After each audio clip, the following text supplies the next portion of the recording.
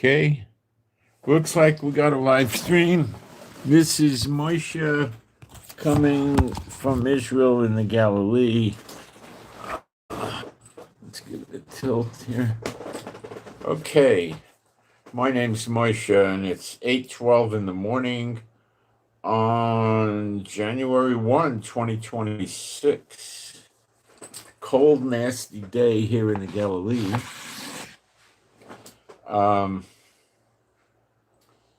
Let's see what the weather really is today. 54, high of 58. For this, it's cold. And it's going to rain off and on during the day, I suppose. Tomorrow, less rain, but some rain, and then we'll be out of it.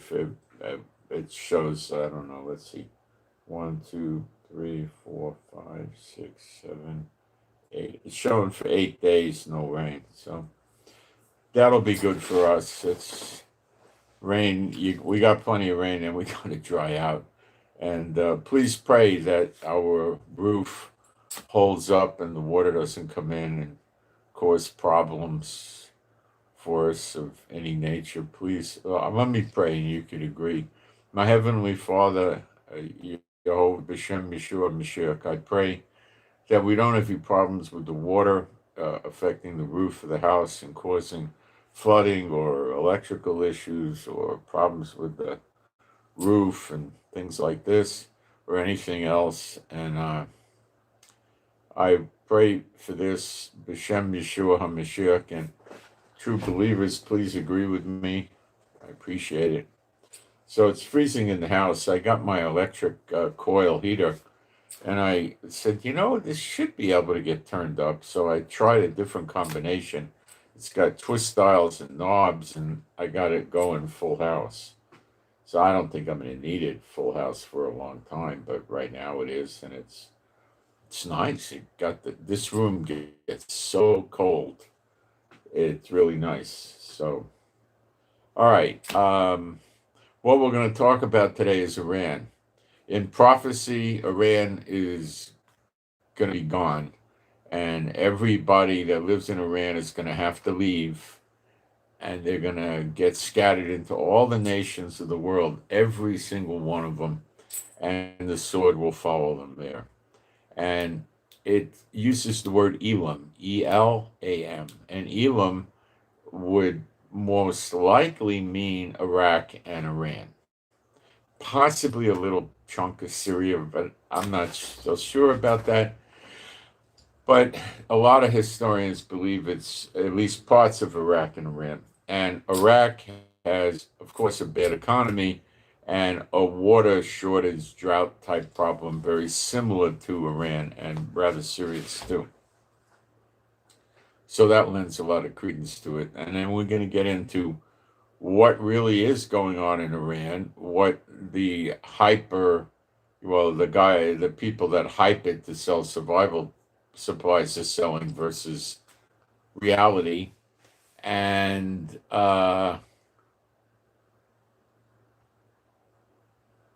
what Iran will do about it.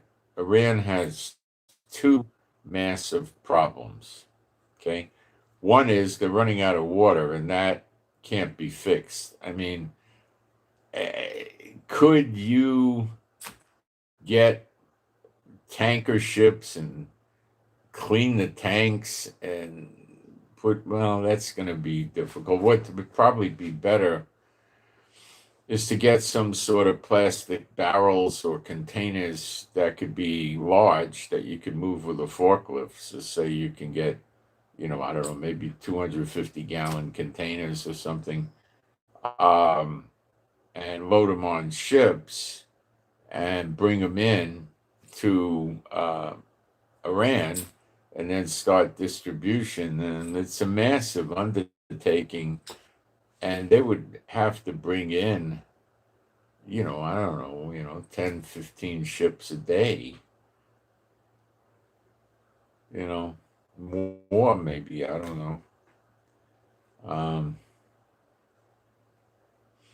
See, instead of building missiles and all the other junk they do, what they should have been doing is building water desalinators, like Israel does.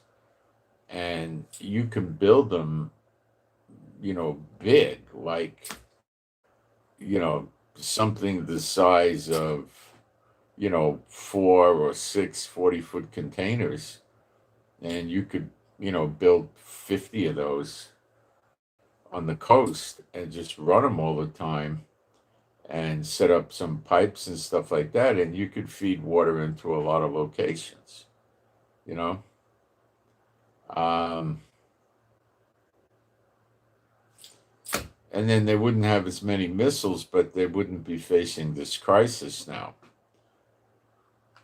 But they've done so much to Israel, against Israel, and it's the year of recompenses. But it's not a literal year; it's a period of recompenses. Read Isaiah 34, verse 8, and it's regarding the controversy or the fighting or the disagreement uh, over Zion. In other words, Iran wants no Zion, and Israel, God, Jehovah, wants Israel to be the head of the nations. So who do you think's going to win? um, so there is a prophecy about this in Jeremiah 49, which we will cover. And it looks to me like it's going down. The other one that's going to go down. Now, the people from Iran do return, okay? They're gone for a while, and then they come back. And they come back for Gog and Magog, Ezekiel 38, 39, because it says Persia is there in the attack. So it comes back not in the form of Iran, but in the form of Persia or a Persian empire. But we're not going to delve into that. We got many years to worry about that. And, well, we're not going to worry, but to be dealing with it. So the land's not going to be devastated and wasteland forever. However, Yemen is actually biblical Edom, Edom, okay? And it gets destroyed and never gets occupied again, similar to the daughter of Babylon. And the trouble has begun there already, too.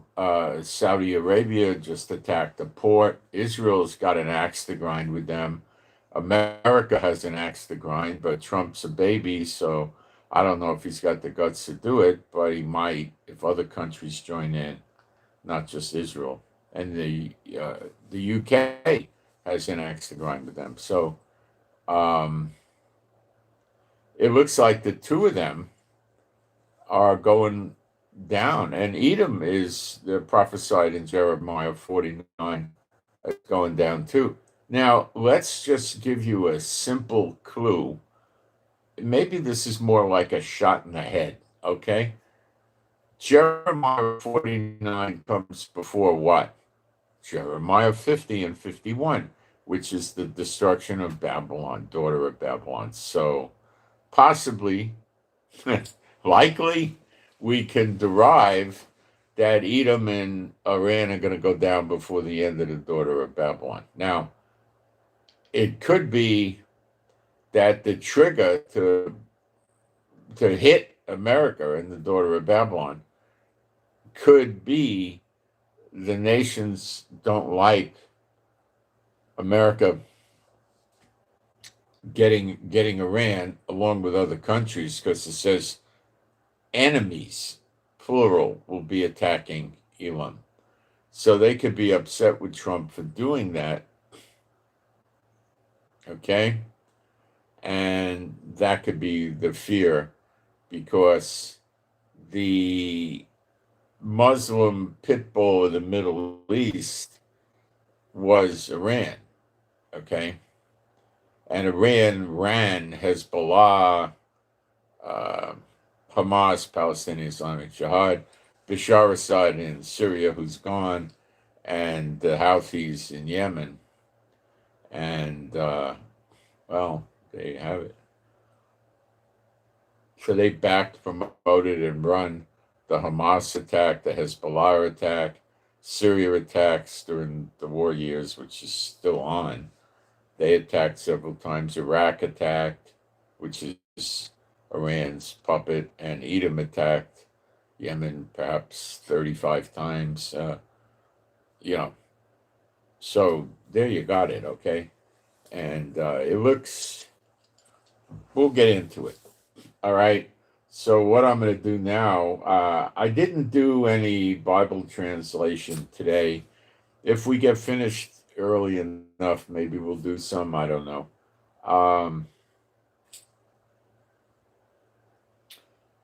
But when serious things happen regarding prophecy specifically, and other serious things, I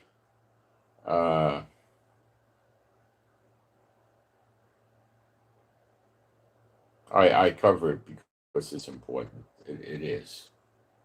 Because we don't want to get caught off guard here.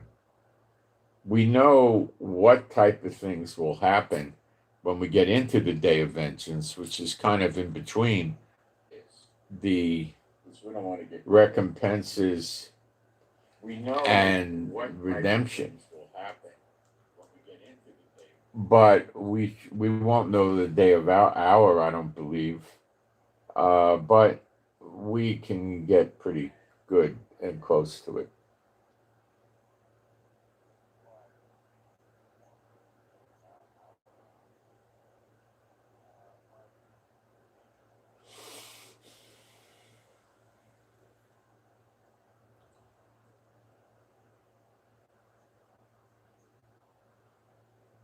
Well, you just what would I do with tarot cards? Well, they probably don't really do tarot cards. They're just coming in here to contaminate the chat. That's all they're doing.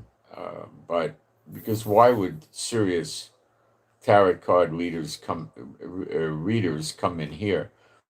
The tarot card people don't evangelize, So it's just, well, they might try to teach people it or something, but you got to be pretty dumb to believe that taking a deck of cards with weird pictures on them and turning them over is going to demonstrate or show your future.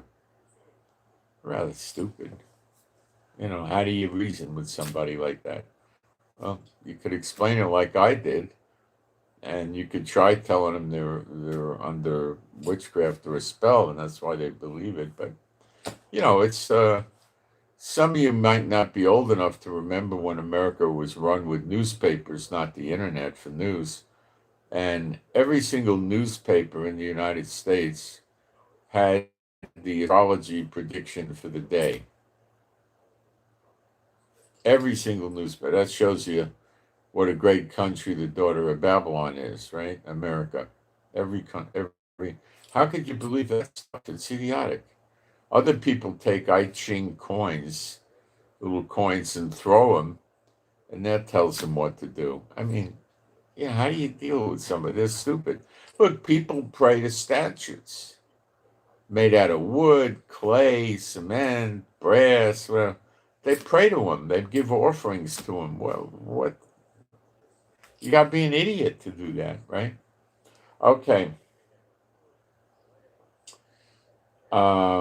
Let me put a post up, which is going to probably take seconds.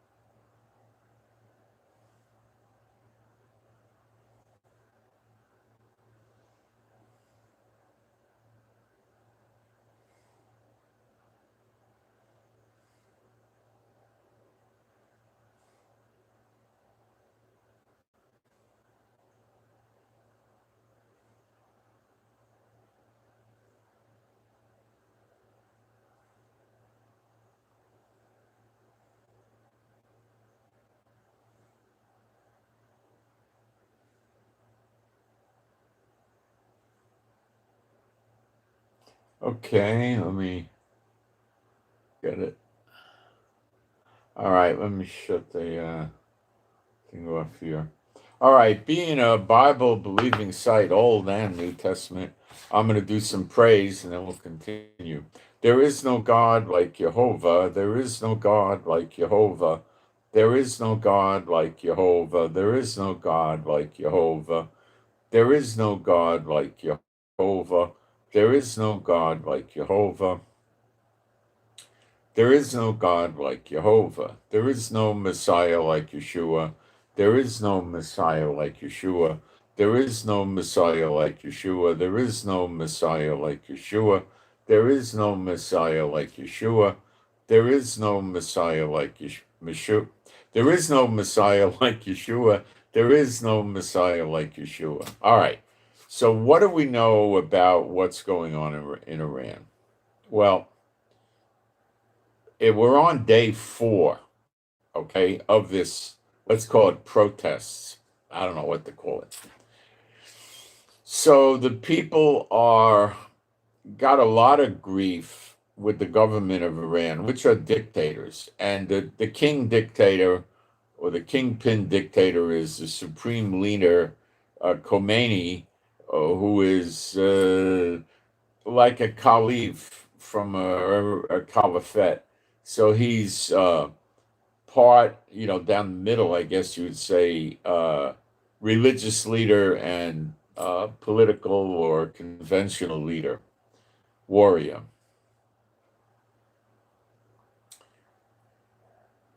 And of course, he's well hated. And their economy is so bad, it's a joke. We saw this in Zimbabwe. It used to be Rhodesia. And there was a communist leader that fought against the other people that had the assets of Rhodesia, which was a lot of farming and mining, I guess. And they wanted it switched over to the people. So he started a communist state, and there was fighting, and a lot left, and a lot stayed. And he actually believes this communism stuff. So he doesn't let it play out as, like South Africa, where they want to take the wealth away from the whites. It doesn't work that way. He plays straight up communist. Okay. And straight up communist will kill your country. And it killed his, but it's still ongoing. He was printing paper money like all the other countries, but he got to the point where he was printing billion, whatever, let's call their currency a dollar. I don't know what it's called. $1 billion notes. So one paper money, one in your wallet or your purse, one piece of it could be worth $1 billion.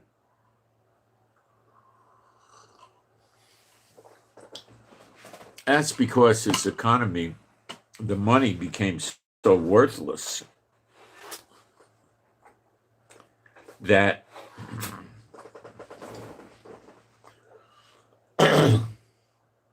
he had to do that. Otherwise, you'd be going shopping, and you'd have to bring like a briefcase and fill it with bills to pay for your groceries.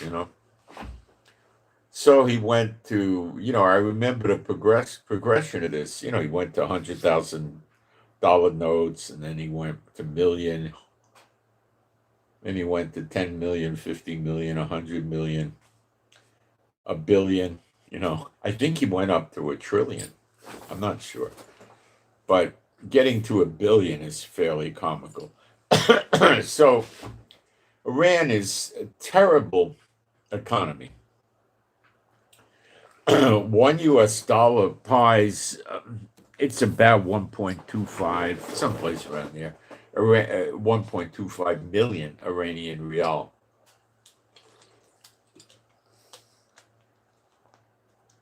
And the dollar is down bad. So that's makes it even worse. So the people essentially can't afford to live there. Their money is worthless. There's a lot of other problems in Iran we can't really go into, like gasoline. They're actually having shortages and rationing of gasoline to the pump. Yet they have all this oil, but what you pump out of the ground is not gasoline, it's crude oil. So there's issues there and rising gasoline prices. But I think it's the price of food and everything else that's killing them. Let's continue.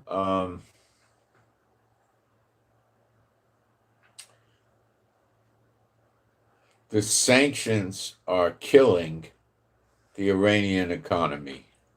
The sanctions, when they did the snapback sanctions, which came from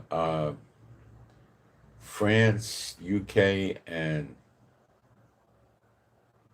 UAE, maybe?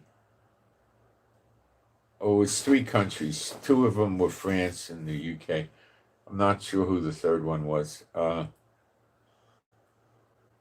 Maybe it wasn't you. I don't remember. But anyway, they went to the UN and it was, boom, slam dunk, the way they set it up. The snapback sanctions came on. Plus America sanctions, and America's trying to police everything with the sanctions. And that's an attempt by Trump and other countries to win the war against Iran without shooting guns.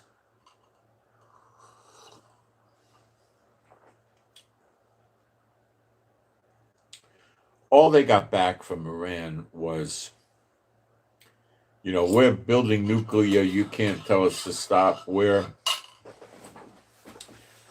building ballistic missiles, and we could reach most of Europe with the ballistic missiles. And, now these countries realize that Iran will shoot them.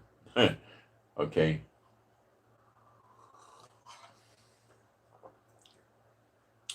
I covered that yesterday, but Iran should easily be able to get to 1,500 miles.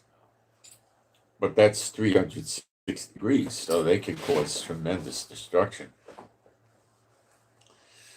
Most of the countries are not like Israel. They don't have Iron Domes, Arrow 2, Iron Beam, David Sling, and THAAD anti-missile systems like Israel.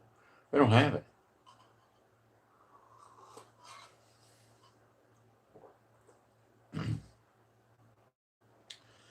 So,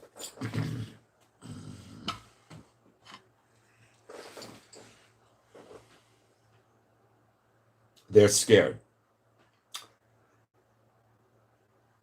And Iran is increasing their production of these hypersonic ballistic missiles.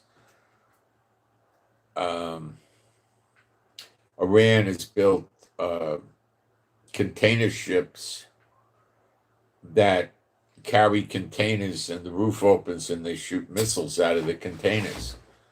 Very dangerous. They have converted civilian, I guess, tanker ships, or probably more like container ships that carry a large amount of drones, and they have a runway that ramps up like an aircraft carrier. So it's like an aircraft carrier for drones. And it probably carries hundreds of drones, suicide drones, whatever. Okay.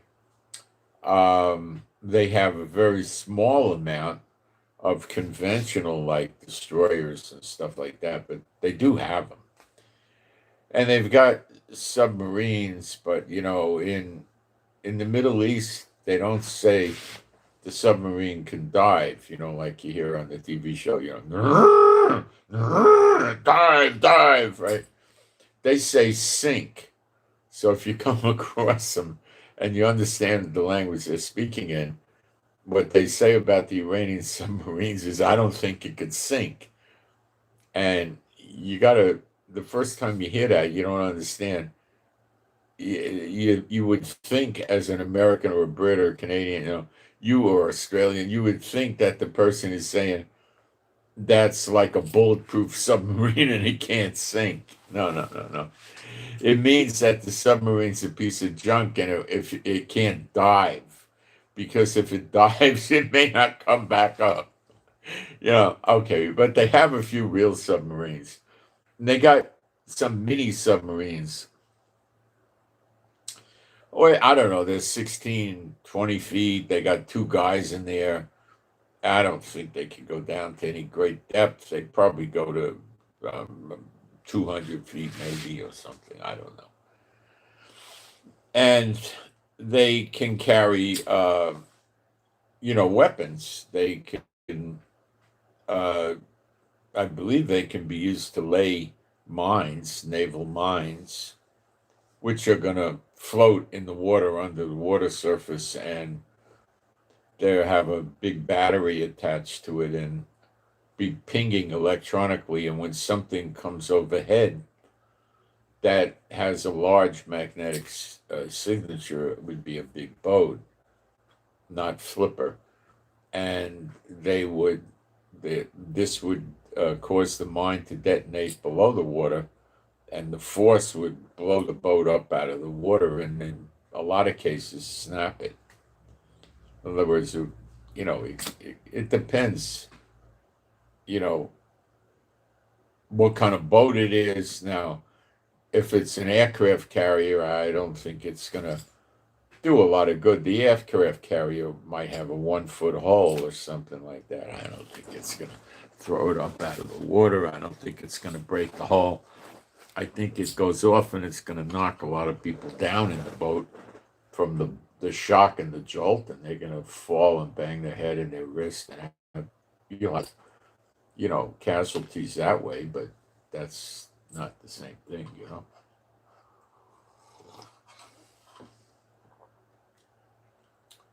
And that's one good reason why Trump is keeping the aircraft carriers out of that area, the Persian Gulf and stuff.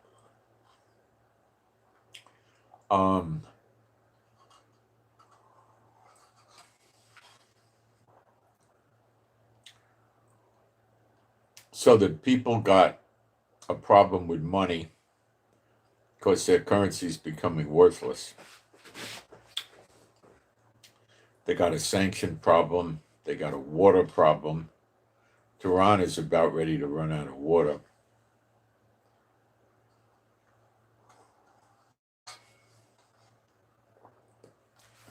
And the people are running around chanting death to Khomeini, death to the mullahs, get rid of the mullahs. So what they want to do is they want to convert Iran back to where it was pre-1979.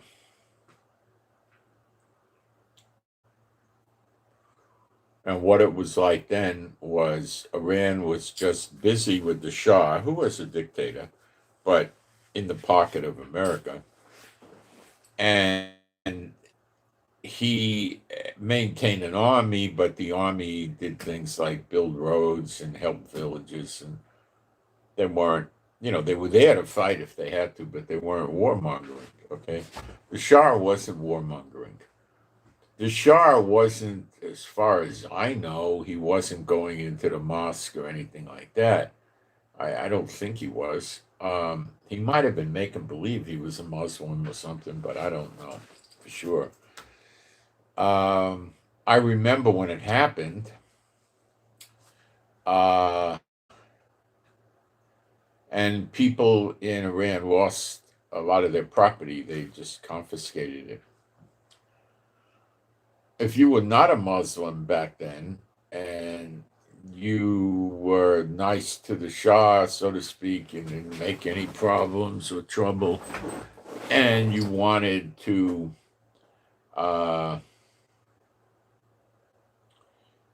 build a hotel. So you would go to the government and you would give them a plan and say, I want to build this hotel by, you'd have to make a whole project. It'd be 40 pages probably. Or you could probably get a consultant to help you. And you would be asking the government for money. to help build it. Now, they would give you the money if you could make them think you were going to be successful at it. It probably helped to be a Satan bot. A lot of Satan bots came out of Iran and came to America, and they were nothing but a curse on America, and they're still there. They are just people that take and don't give back. That's all they are.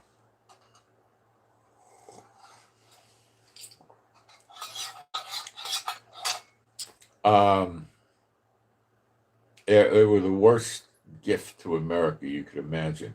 There was some people in Congress that were helping him get papers. Of course, it was a catastrophe, legitimate, what happened in Iran. So they were helping him.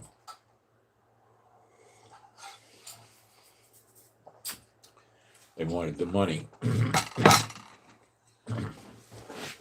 So I remember when they first came. But anyway, that's, they're horrible people. So what happened next is,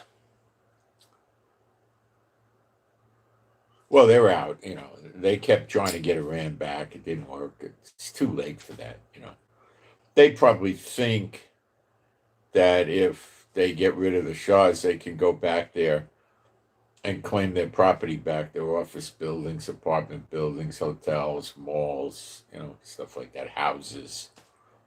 I think that's far gone. Too much water under the bridge. It's like 46 years later. I mean, a lot of the people that came out of Iran that owned these things up until 79, were, probably people in their 40s and 50s. So they're pretty old now, if they're even still alive. Probably most are not alive.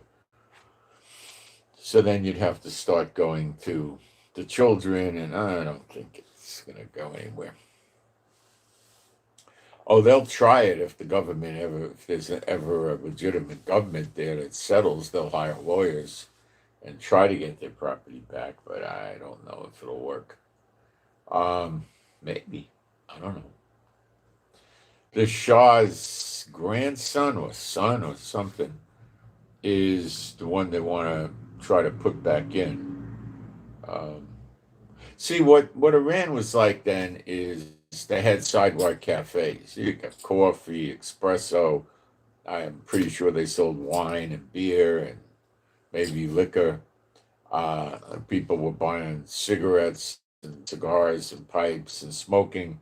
Women were wearing two-piece bathing suits. I don't think they ever had thongs.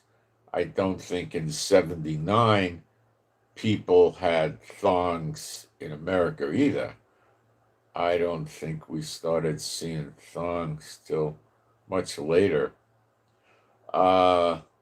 They would wear the larger two-piece, like from the 1960s, that kind of thing. The women had beauty parlors. They weren't wearing hijab. Oh, there was a few lunatics there that wanted to wear the hijab and punish themselves, and that's went on. There was always that element, but there were movie theaters. I imagine they were showing American and European films dubbed into Farsi. They were living much like Europeans. Okay. And then came the overthrow. And that was it.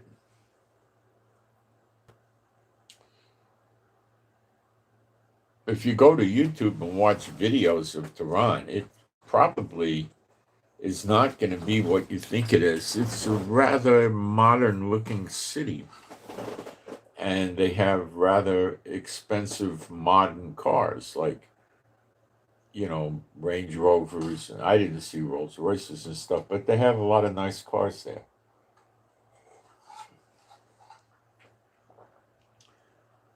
What cars the people in Iran are going to buy are going to be based on what companies are going to go there and open up a dealership and import the cars into Iran and sell them. I believe Toyota and those kind of cars are there, and some others, and they have big SUVs and things, you know.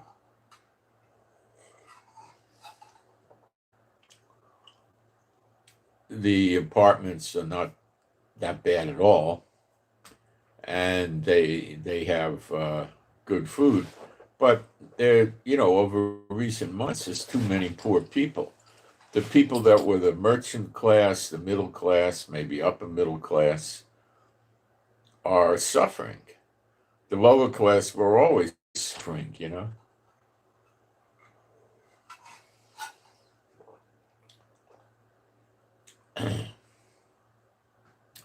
So the protests began. Now, I want to tell you that I'm rather sure that the MI5, MI6 characters in the UK, the CIA, Mossad, and I don't know who else, are most likely avidly working to cause this problem in Iran.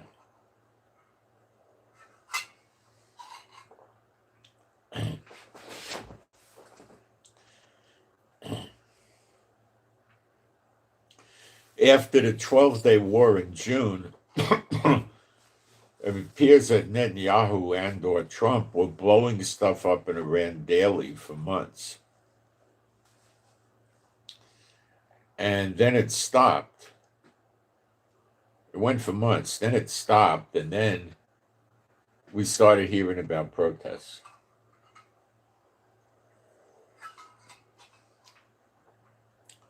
Trump and Netanyahu probably sat down and talked it out with each other and said, well, it's better that we just overthrow the country.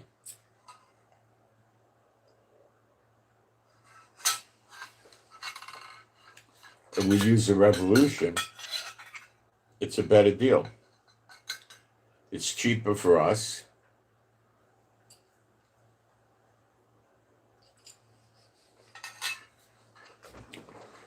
It's politically gonna not have as much stigma as bombing the place.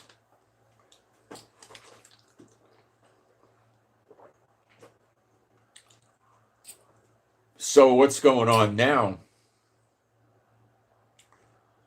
is, I believe, the various intelligence agencies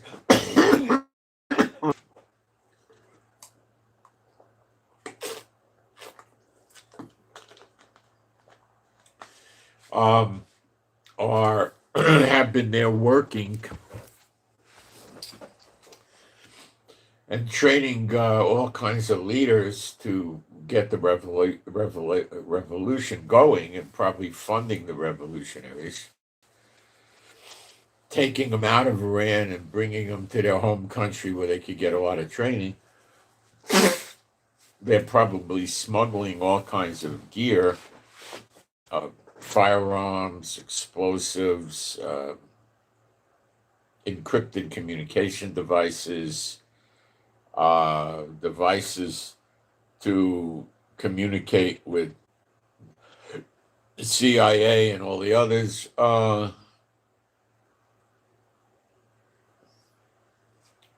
You know, equipping them. So where we are at now, like yesterday and today, is the Iranian security forces are beginning to shoot real bullets at the protesters. So that's like an AK-47 with a live bullet, a real military bullet, boom, and they blows their lungs up or their heart up, and you know they die. So the government is executing them in the street for protesting. You got it. Now, that can go both ways. That can break a revolution. If you're in a country where the people are going to go to the supermarket and buy whatever they want, okay? They want a roast, they want a steak, they want chicken, they want popcorn, they want breads, they want tomatoes, corn, carrot, it's all there. And they can afford it. And the houses have electricity, they have water, they have air conditioning, heat. Okay, they got cars, they got gas, they got jobs. And you start psyching up a protest. Well, a lot of people probably hate the government. What's not to hate? All the governments are rotten in the world, every one. And they, what do? They get involved with the protest, and then it gets to the point where the police come with water cannons. They've already been using those in Iran. Then the police come with tear gas and other renditions of tear gas, and they've already been using that in Iran. It hasn't stopped them. Okay? Frequently that deters them. Then having clashes with the police, that helps too. The government stop them. The police come with big sticks, jam them into people's stomach, kick them, hit them, gas them, pepper spray them, that trims the herd too.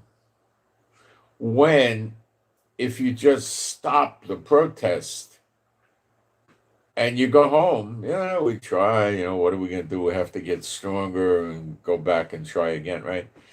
And, you got food in your fridge. You could take a shower. You could drink all the water you want. You can flush the toilet 20 times a day if you want to. You can take 3 showers a day if you want to. You can eat all kinds of food, go to the doctor. They dry up, the protesters. Now, they're shooting them with live bullets. Well, things are bad. That is still, they're going to weigh it. What's worse, getting shot or having a slow death at the hands of the mullah? So they're at a crossroad. What they're going to do now depends heavily on what the government's intelligence agencies that are behind this, how they can keep the people into the fight. They have to make the people think that it's going to be okay, you're going to win. If the people think we're just going to come back and do the same old thing day after day, week after week, and every day 60, 100 of us are going to get shot, and then when you go to the hospital for treatment, they're going to probably put you in jail,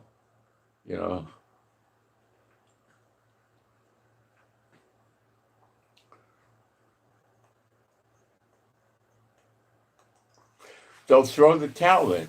But let's say the people that were provoking this, helping the protesters, I think it's a good thing to crush Iran. And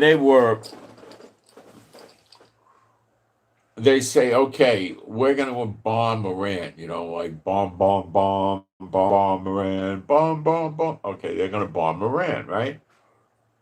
Now, what is that going to tell the protesters? Oh, I'll tell you. It's going to tell the protesters to hang on tight because we're going to work with you and bring this to an end. Is that valid? Yep. Does it have a very high chance of success? Oh, immense. Now, we need to talk about what these schmucks Iran are going to do. They might go Tiananmen Square. What is that? That's a long time ago. People in China were protesting out in the streets. So what they did is they sent a tank or tanks with machine guns on the turret, which is normal for a tank. They told the protesters to disperse. They wouldn't disperse. They took this machine gun and mowed them down. They mowed a lot of them down, and then they stopped, and the people ran home. Okay. That's not the same thing, but it's related. The backstory and the circumstances is nowhere near the same. Okay? China was not a country divided into crazy Muslim terrorist-oriented murderers and people that were really secular, but going through the motions of being a Muslim because they had to. Okay, China didn't have that going on, and China didn't have a water shortage. China wasn't under sanctions with a completely horrible economy, and no, it was all different. But it goes to show you what a government will do if it sees itself going down. Now, this is giving the nations of the world a license to attack Iran because they could say that Iran is so brutal and they're such pigs that they can't even think of a way of dealing with the protesters to get it to end peacefully, like making concessions. Instead, they're machine gunning them to death.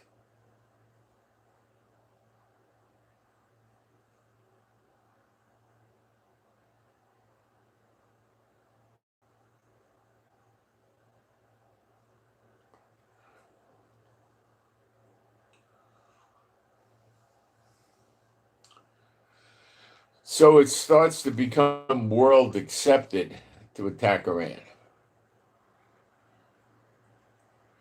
And let's not flush down the toilet the fact that a couple of days ago, Trump and Netanyahu were together in Mar-a-Lago, and then Trump was making comments like, green light to attack Iran, Netanyahu, I might, anybody might, we may attack him anytime. Well, you better believe they're coordinating this with the protesters. They're absolutely coordinating it. So how do you help the protesters? Well, you throw the government into complete disarray. Again, what? Well, the protesters are lighting fires. They've stormed into governors' offices. I don't think they've managed to take one over and hold it. They've gone into smaller IRGC bases, but I'm not sure they are holding any. But they broke in. And they're disrupting the flow of the country. So and it's in not just 3 or 4 cities, it's in like 20 cities,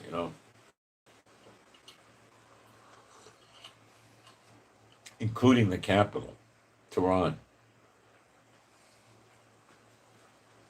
So what can Iran do? Well, they could take the IRGC or some other military agency and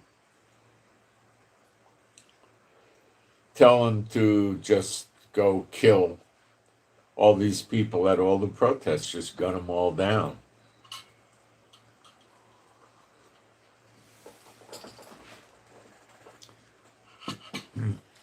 That is so dangerous for Iran to do.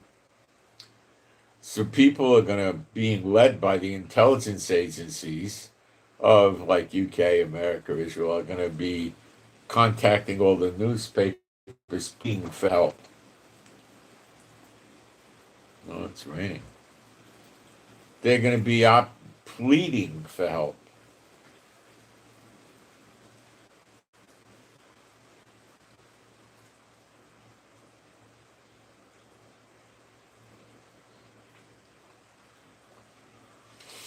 Then the other countries step in and said, well, they're a ridiculous joke of a government. They're mean, brutal, cruel, and, we're going to help them. They're never going to get a UN Security Council vote to send the UN in because China and Russia will veto it.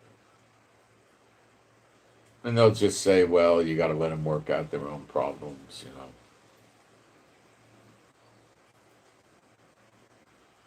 Or they might say Israel and America and the UK are causing this to happen, or whatever.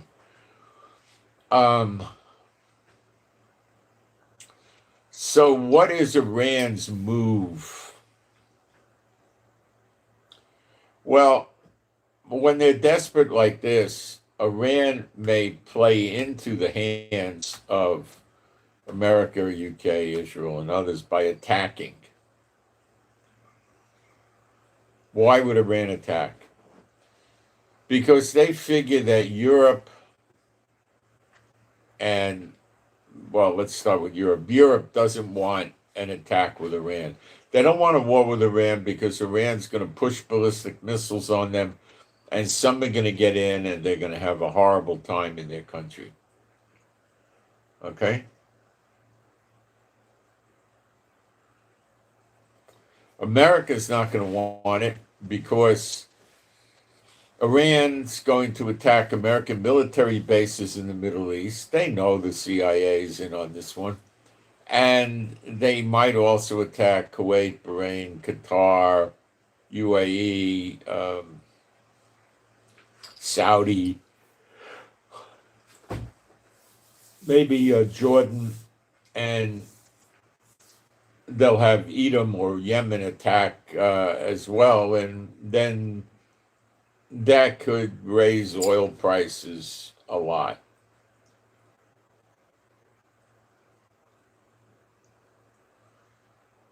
Then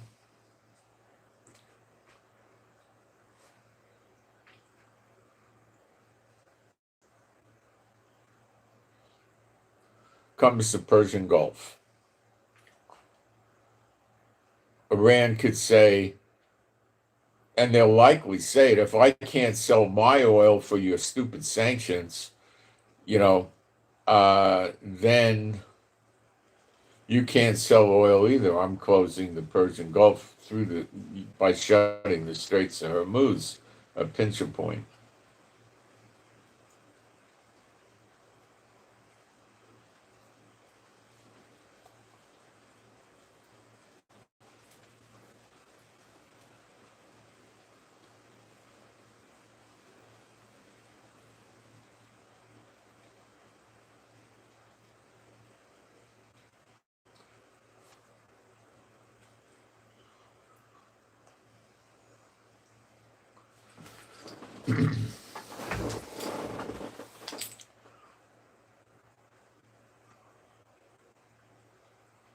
So is it easy for Iran to shut the Persian Gulf? Yes, at the Straits of Hormuz, the pincher point. How would they do it? Naval mines that are below the water. You can't see them, that blow the boats up from beneath. Okay, one way. Second way, they got over 1,500 go-fast boats. These are boats that are different. They're civilian vessels converted to military use. They're probably at least 55 feet to maybe 70 feet, 60-ish, that kind of thing.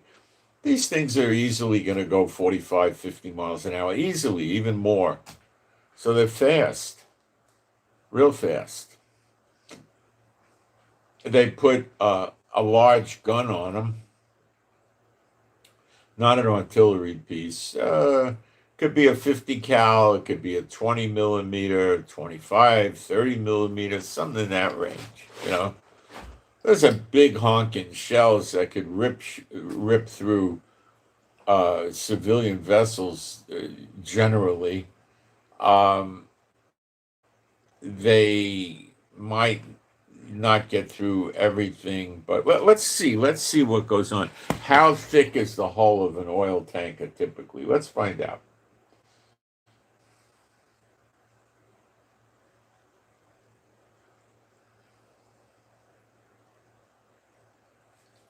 Typically, how thick? Oh, typically, it's not going to want to work. Typically, how thick is the hull of an oil tanker, marine vessel, and how thick is the hull of a container ship?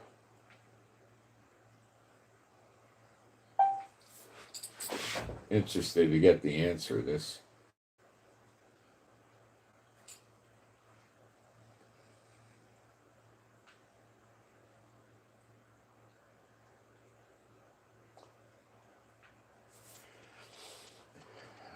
Hold on.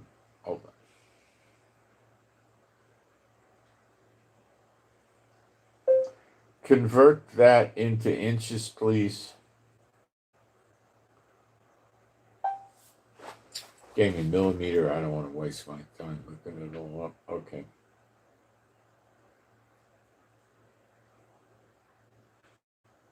Not much, guys. The bottom plating of an oil tanker is 3/4 of an inch or so. The side shell of the boat is about the same, and the deck plating's not relevant. It's half an inch or something. But then you have double hull tankers, which the outer bottom could be up to at most about an inch. The inner bottom about 0.71. The outer shell about 0.87. My opinion is 50 caliber bullets would go right through them. 20 millimeter would zip. I mean, it would shred them.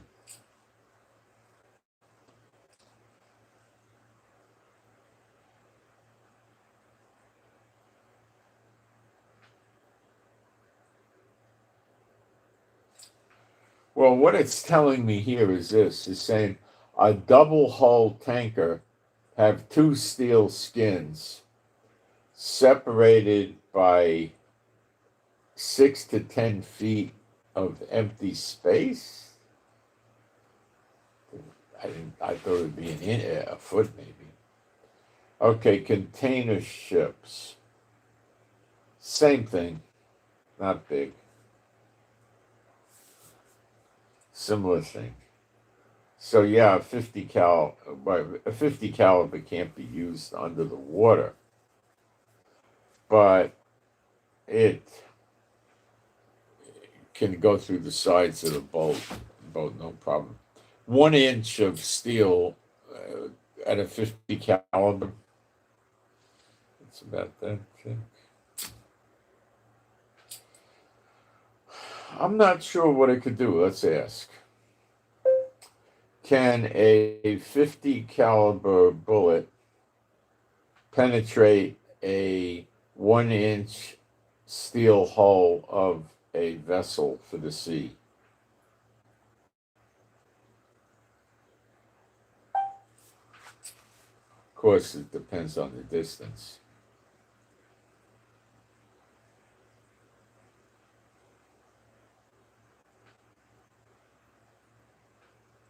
Yeah, it's giving me smart answers. This depends on the range, the angle of the bullet, and the type of steel. Well, it's all true. Right? Yeah.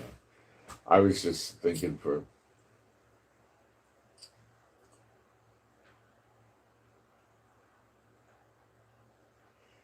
One inch of marine hull steel, typically mild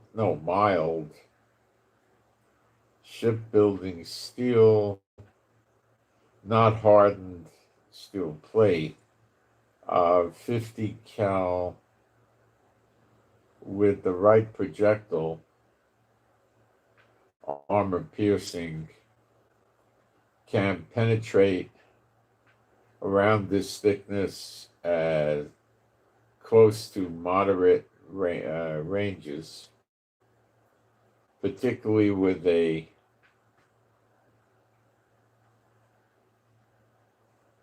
near perpendicular hit.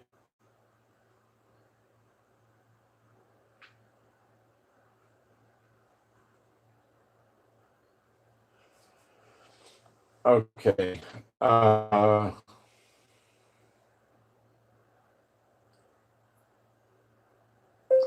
Same scenario with same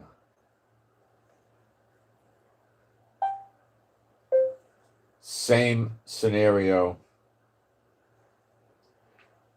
Instead of 50 caliber bullet, do with a 20 millimeter machine gun bullet, full metal jacket.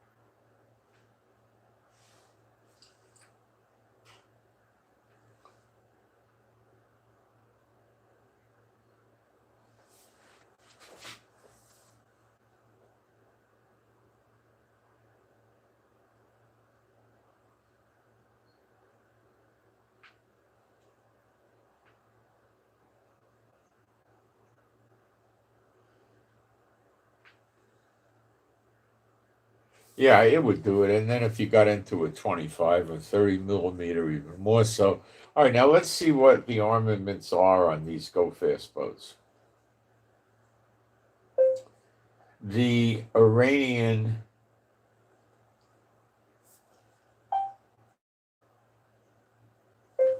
the Iranian go fast boats typically can go how fast? What is their range? How large are they in feet? And what type of armaments do they typically carry, knowing there'll be variants from boat to boat?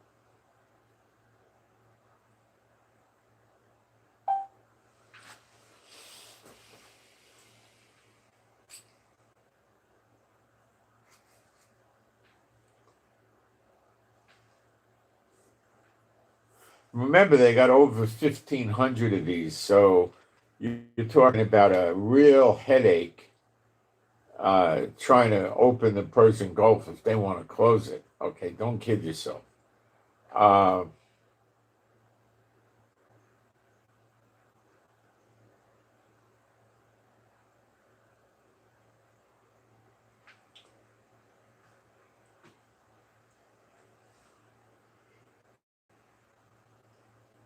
They're saying it's used for swarming tactics, and that's very dangerous, even for an aircraft carrier.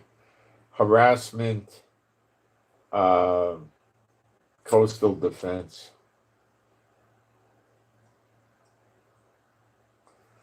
They have many different designs.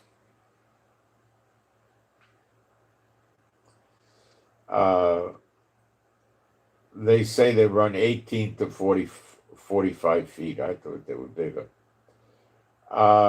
18, I don't know how you're going to use that.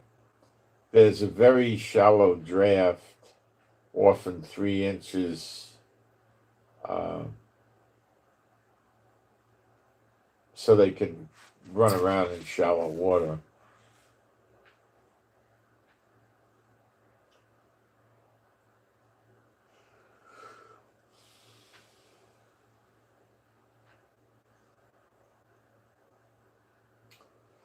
The typical speed is 40 to 80 knots, which equates to 46 to 69 miles per hour. A boat going at 70 miles an hour is screaming, I'm telling you. You get these boats going 40.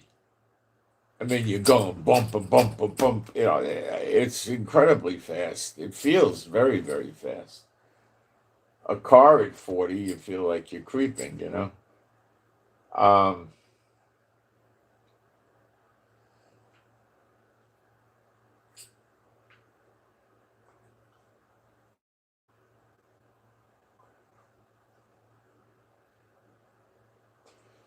Depending on the motor and how fast they're running it and how heavy or big the boat is, it can have a range of 100 to 300 nautical miles, which is pretty good.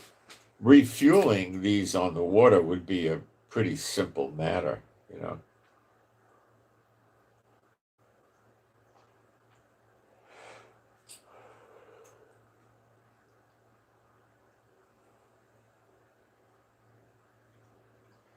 The crews are 2 to 6 people. They typically put no armor on them, so the defense that the boat has is to take out the enemy before the enemy takes out them.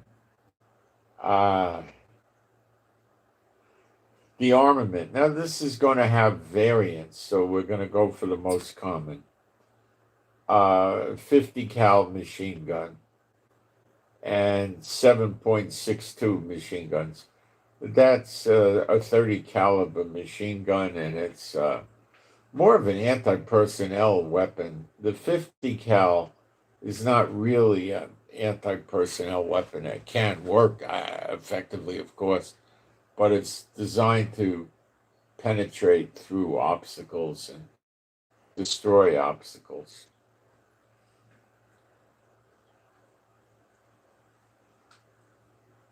Then it has automatic grenade launchers, 40 millimeter. So that would be predominantly designed to attack another small boat that's trying to engage it, I guess. You get hit with a grenade in your boat, and the chances of your boat being disabled, maybe not sinking, but disabled, is probably 80, 90%. I mean, the high probability.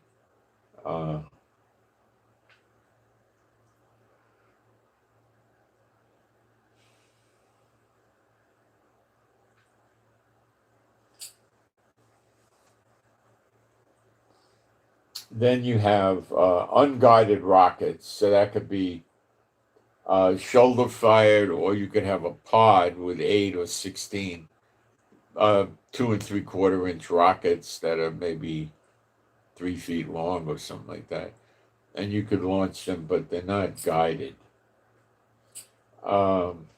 They just take a pot shot,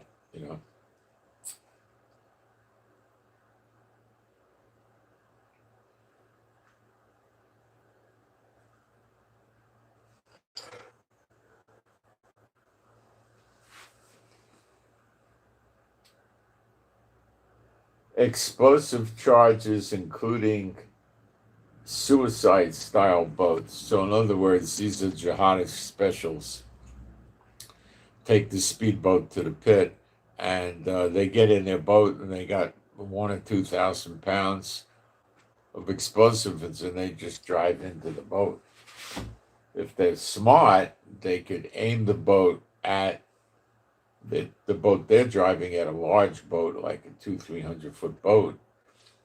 And when they get about 100 feet away, they could lock the steering wheel in place and just jump overboard. She blows.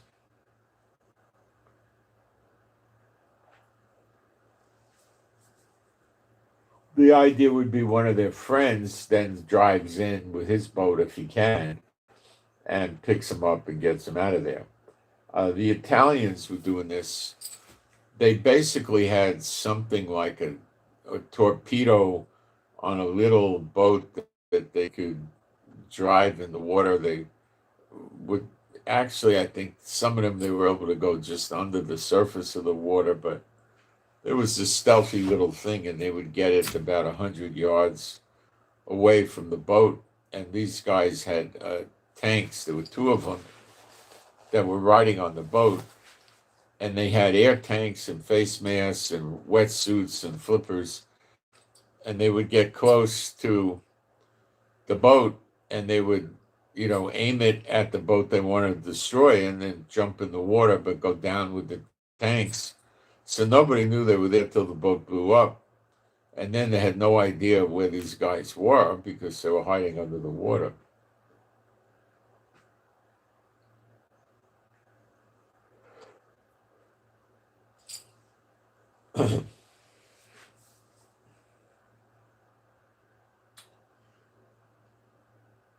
They have other equipment such as smoke launchers. That's probably to protect themselves against machine gun fire or other things like that. Um,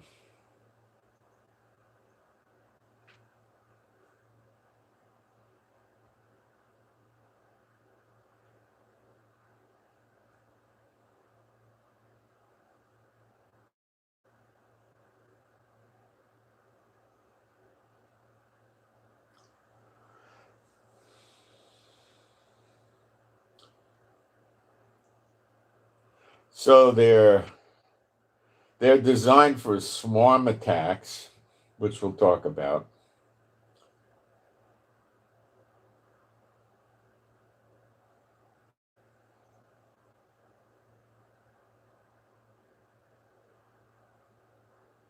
They work best in narrow waters, not the big deep sea. So, like the Strait of Hormuz is perfect. Um,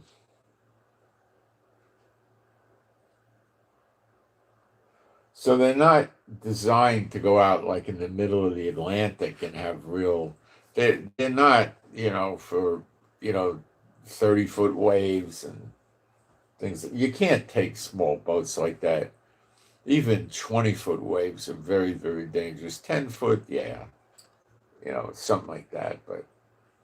And that's only if you're talking 50, 60 feet. If you're talking 50 feet, if you're thereabout, if you're talking 20, 25 feet, boy, I don't think you want to be in anything more than about a 6-foot wave. You know, you don't want to be out. No way.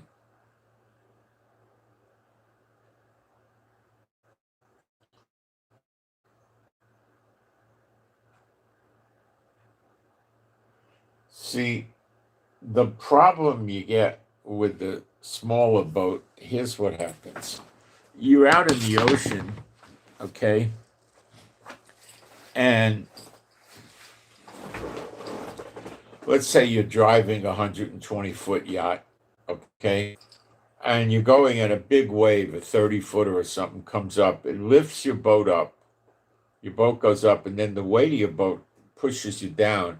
The next wave comes. So it's pretty ugly. You're going up and down like that, right? But the idea is that you shouldn't be in that mess in the first place, and then you should be trying to get out of it, okay?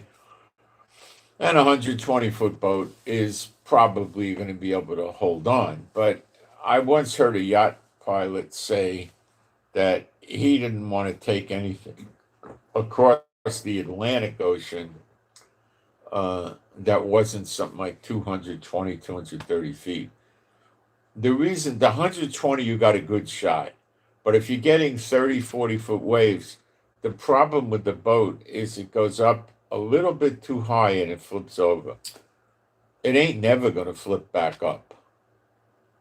Okay. Now, when you start getting into other kinds of boats that are 400, 500 foot, you really don't have to worry about the big, I mean, if you get an 80 or 100-foot wave, you got a problem. Okay. But, if you're talking 30, 40-foot wave, which is pretty unusual to get more than 40 feet, um, it's going to pick it up. And the boat's just, the weight of the boat is just going to push, and the driving in the ends is just going to push it down. So the boat's going to be going rough. Now, I've been in ocean liners where that happens, and you got to hang on to the walls when you walk and stuff like that. Okay. An ocean liner's problem is generally not the waves. Normally, when the rough seas are there, they have weather instruments, they get reports from other ships and stuff like that, and they're very observant because they don't want to die. And when they see themselves, you know, 4 or 6 hours away from a bad storm area, they just veer off and go someplace else that change their destinations. I've been on it where it's happened. They just go to another destination. They're not going to go take a chance. For what?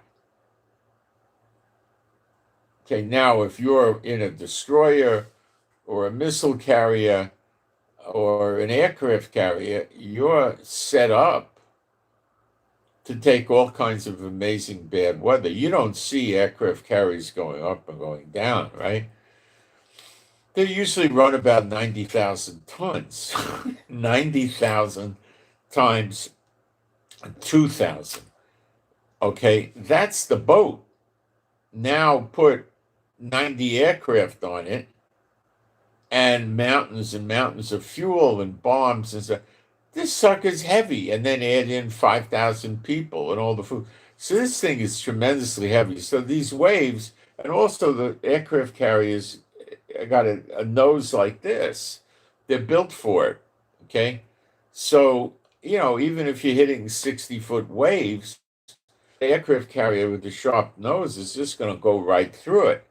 They might have to put the planes inside, or they might have to chain them down to the deck or do something, I guess. But probably put them inside, or I don't know. But it's so heavy it goes right through the wave, right? The problem you got with an aircraft carrier, well, the cruise ship is the winds on the side. The modern cruise ships go from the deck, the Lido deck, where the swimming pool is and stuff, where it's really technically sometimes one deck over, but sometimes it is the same deck, usually the same as the swimming pools. They might go up from that area 9, 10 decks, 12 decks even. And that's a tremendous problem if the wind is coming. So if there's something like a 30, 40 mile an hour wind, they're nervous, but they'll be okay. Okay? But they're getting nervous already. But if you're getting like, tropical storm winds, like 50, 60 miles an hour, they're getting out of there. They're scared. If the boat goes more than 45 degrees to its side, it's going to go in the water. But you're normally talking at least tropical storm winds for that. Just regular windy day, 15, 25 mile an hour wind, it's not going to hurt the boat.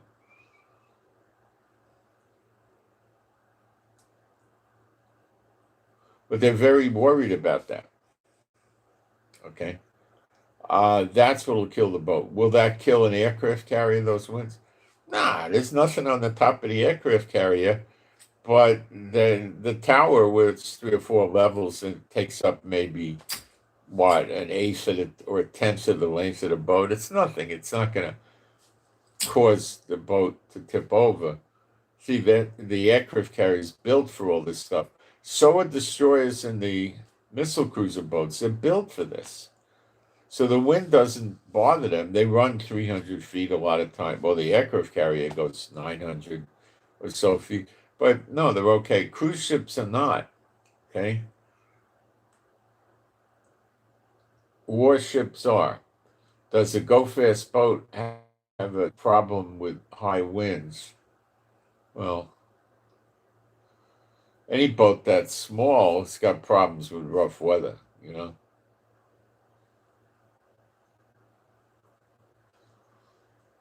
So let's say they wanted to attack an American aircraft carrier with 4 escort vessels in the Persian Gulf. What would it take?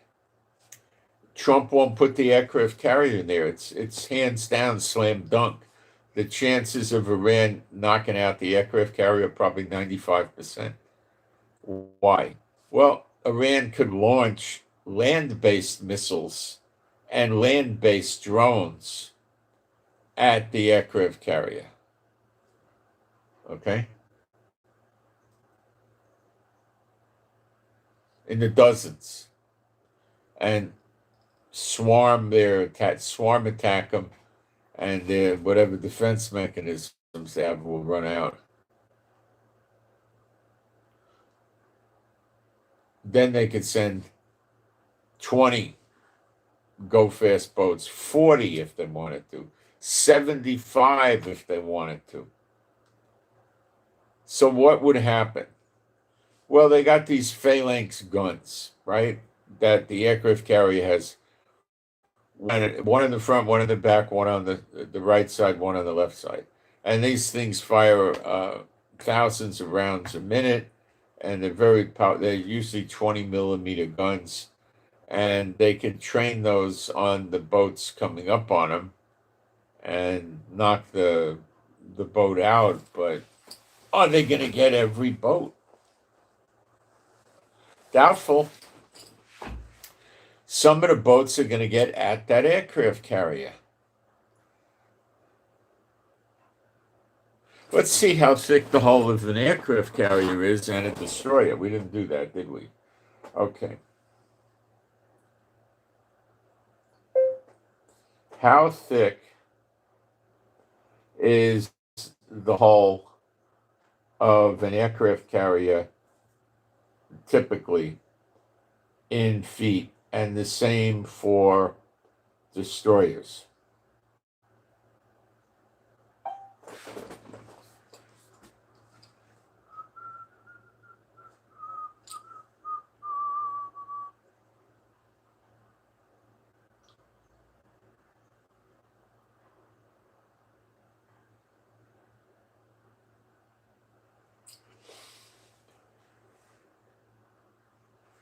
Nothing.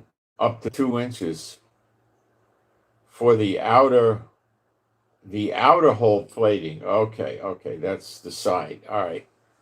The bottom keel plating is maybe goes up to 3.5 inches.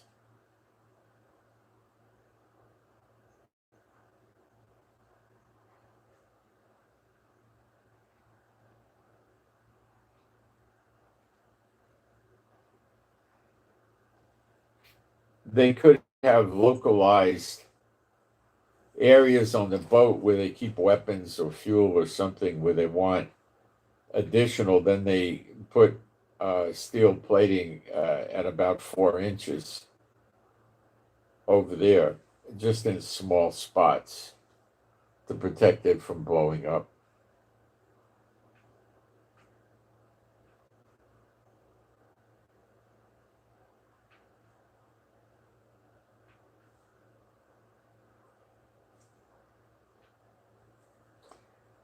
Now let's look at a destroyer.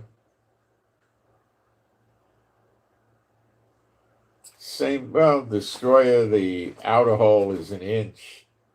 The bottom hull maybe 1.5 inches. And the reinforced structure,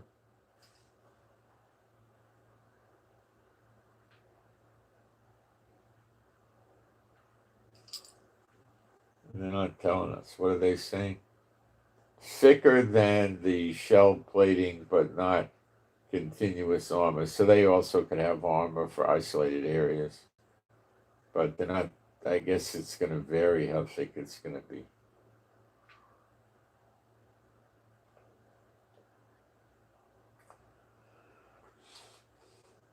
So the building, the destroyer is built for speed.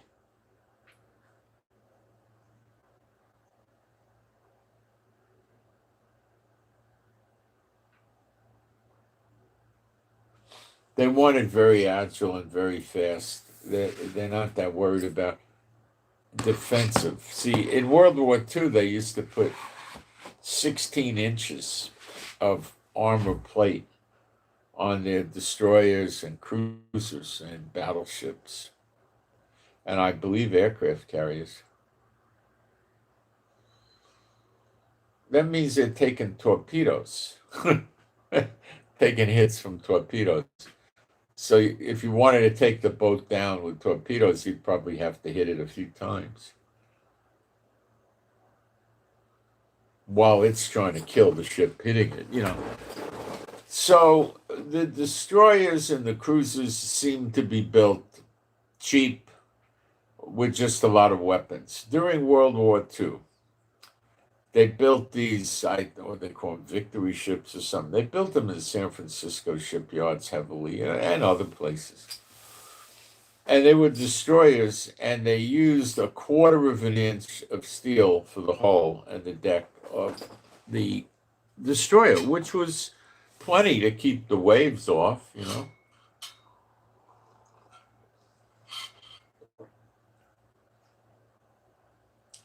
But these boats were dirt easy to destroy. Any kind of artillery would just wreck the boat, you know. 3-inch artillery gun. Well, that was very small. Merchant marine vessels would have that. Normally, any military vessel would have 5-inch gun or bigger. It would just destroy the destroyers. So what the guys in the I read books about this years ago. What the guys in the destroyers would do is they had to destroy their enemy quickly before their enemy got them. And these destroyers were loaded with weapons. They had, 5-inch guns, 8-inch guns, 50 caliber guns, tons of anti-aircraft guns, 40 millimeter. They put them on the sides of the boat. They had, so they could put all kinds of amazing fire at incoming planes trying to kill them. If the plane was diving, they took the 50 caliber in the latter years of 20 millimeter, and they trained it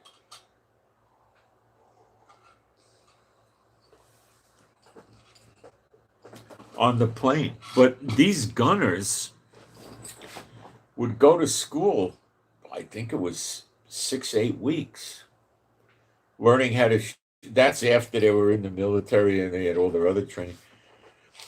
It was a shooting school to shoot down aircraft. They did a similar thing with guys in planes monitoring the machine guns to shoot the attacking fighter jets trying to hit the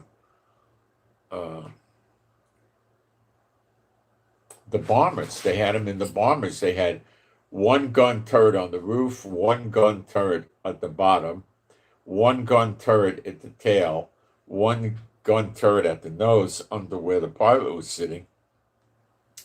And they had one gun on each side in the plane. So you basically had 1, 2, 3, 4. You had 6 machine guns. Now they arranged patterns where these bombers would fly, and if they kept their pattern, it was near impossible for the enemy fighter jets to get them and survive, because the fighter jet would find themselves flying in between the planes, and these gunners were pounding them with 50 caliber machine guns. And these planes would take hits, and it would make holes in the plane, and the plane wouldn't necessarily crash. It probably was malfunctioning. Maybe not, but maybe yes. And it would be like losing the radio, losing hydraulics, losing fuel, losing this, losing that. But what really brought the plane down instantly was killing the pilot, or getting the plane to explode, or getting the plane to have a piece of the fuselage or the wing fall off. The plane's not going to fly too good if a piece of the body is gone or the wing, There are stories of people losing a piece of the wing that get home and all that, but you're not going to be able to fly very well with one wing or with the tail missing or something. Okay. So those guys got weeks and weeks of schooling like the Navy guys, but it was different with the Navy guys because they weren't in a fast-moving aircraft. They were in a slow-moving boat. It's somewhat different. They had virtually unlimited ammo on the boat. Not really, but I mean, they had a massive amount of ammo. And they had a massive amount of guns. The pilots back then would need to get relatively close to the boat to get the boat within the sights for the bomb and drop a bomb, hit the boat. Now, they usually had a 250, 500-pound bomb. One of those would probably deactivate the boat or get the boat in a lot of trouble, on fire and stuff like that. So it was dangerous, but the boat's moving. It's doing random zigzagging, so the pilot's got a problem. The boat's not just going in a straight line, right? And if the bomb misses the boat by a foot, it missed the boat. That's it, Uh,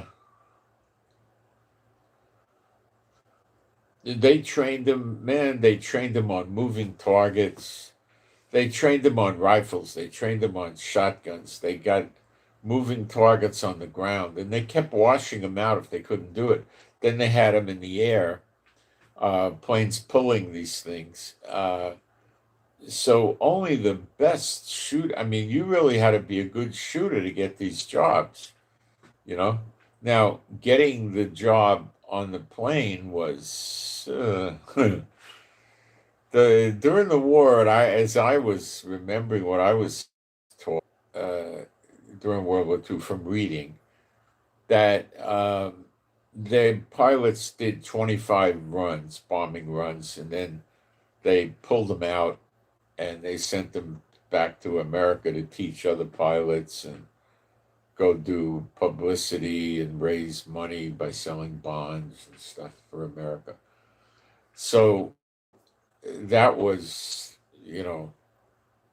now they could go out 3 times a week and in 2 months it would be over. But a lot of these bombing runs were very, very deadly.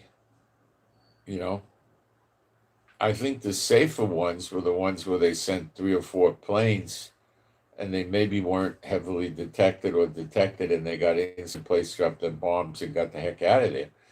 But they would frequently send 100 and more, hundreds of planes at the same time. And what the Allies were doing was they knew a lot of planes were going to get hit, but they needed to get to these targets to win the war. So they just said, the heck with it. We're just going to send the planes. Go. And a lot of these guys got killed. They had no protection against flak. Flak was ground fire where the shell came up and exploded and shrapnel went flying. And the pilots just had regular glass windshield thing. I mean, it would stop a bird and stuff like that, but the shrapnel would go in and the pilots would get it. It was rough, Later on, at the end of the war, they were using bulletproof glass for the turrets for the gunners and the pilot, so the shrapnel wouldn't get through the glass. Now, it would get through the body of the plane because it was just light aluminum, but not that all the time. And, it gave them a better edge, And then they could wear a flak vest. And, a flak vest wouldn't stop the bullet from the attacking fighter jet, or the fighter plane, but it would stop shrapnel. So anyway, so Iran is positioned well to take the boats out. That's the point of this, okay? So Trump's a baby and doesn't want to risk the military. He's very scared, and he realizes if he goes and starts to take Iran's navy on, he's going to lose a lot of ships. And he knows if he loses a lot of destroyers, some aircraft carriers, missile cruisers, China, North Korea, Russia, and Belarus, and Venezuela, and Cuba, and some others are going to be sitting there keeping count. And, Trump's afraid of that. So he has his military ships outside the Persian Gulf by the Sea of Oman, or even out by the Indian Ocean, further away, where the planes can fly in without a lot of difficulty. Maybe they need refueling. And any of the ships leaving Iran can be attacked. Remember, the go-fast boats aren't going into deep water. The first problem is refueling. The second problem is they're too small. And they're normally not built for the crew to stay on the boat and take showers and cook meals and sleep there. Like the PT boats in World War II, they were able to live on them, but they were 90 feet, I think. They could go out. They didn't go out for 2 weeks. They might have went out for 3 days or 2 days. That was it. So they had some meal to make a few meals. They had food for a few meals, and they'd probably rotate the beds. So in shifts, so they probably didn't stay out more than a day or two, or maybe special 3 or 4 days once in a blue moon or something, where they had a where they were expecting trouble or something.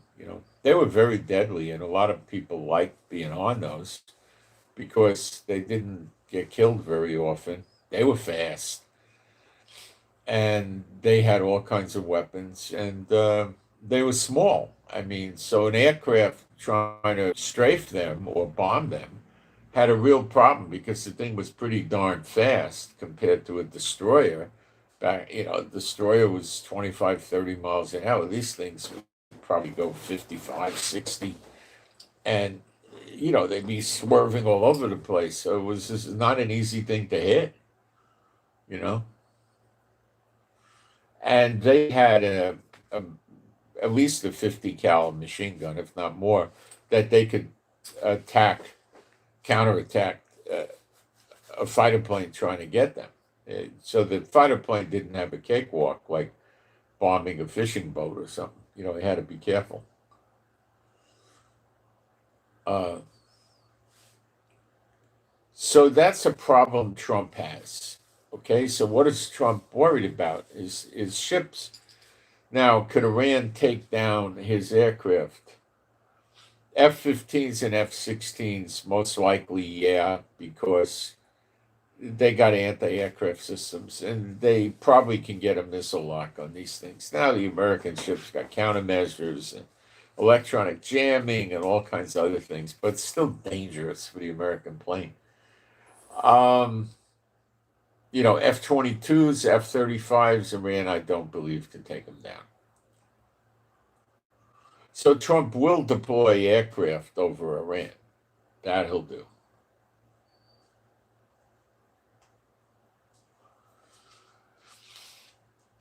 So what does Iran do? When you put it down, this is what you got. Iran could say, this is ridiculous. We're losing our country.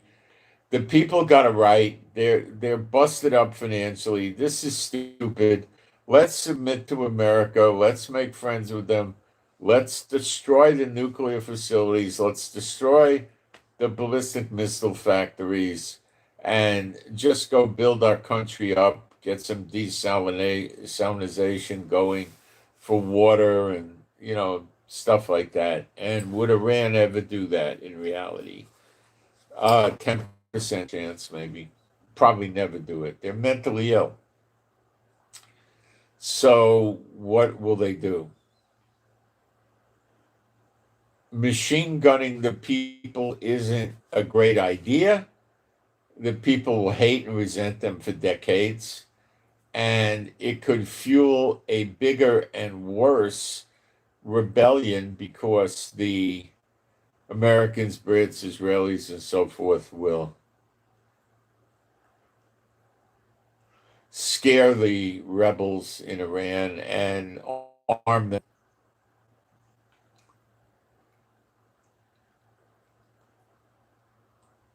They'll arm them.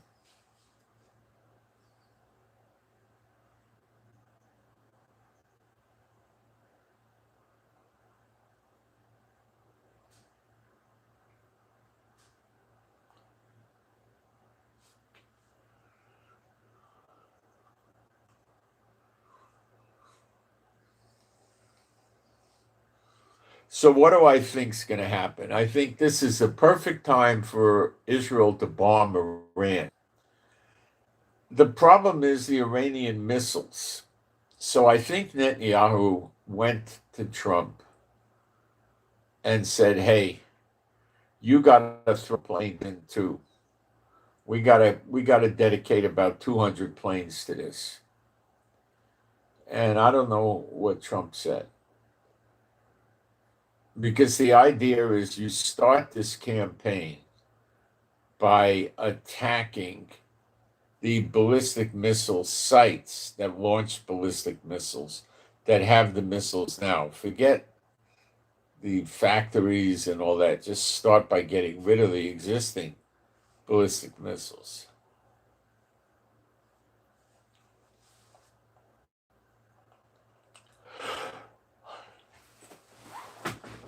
Which Israel is capable of doing.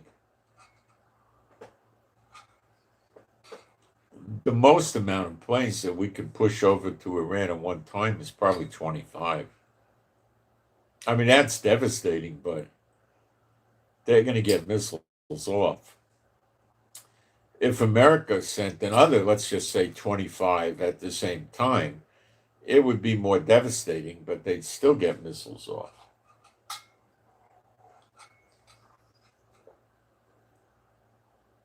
The, the scripture says Iran will be destroyed by her enemies, plural.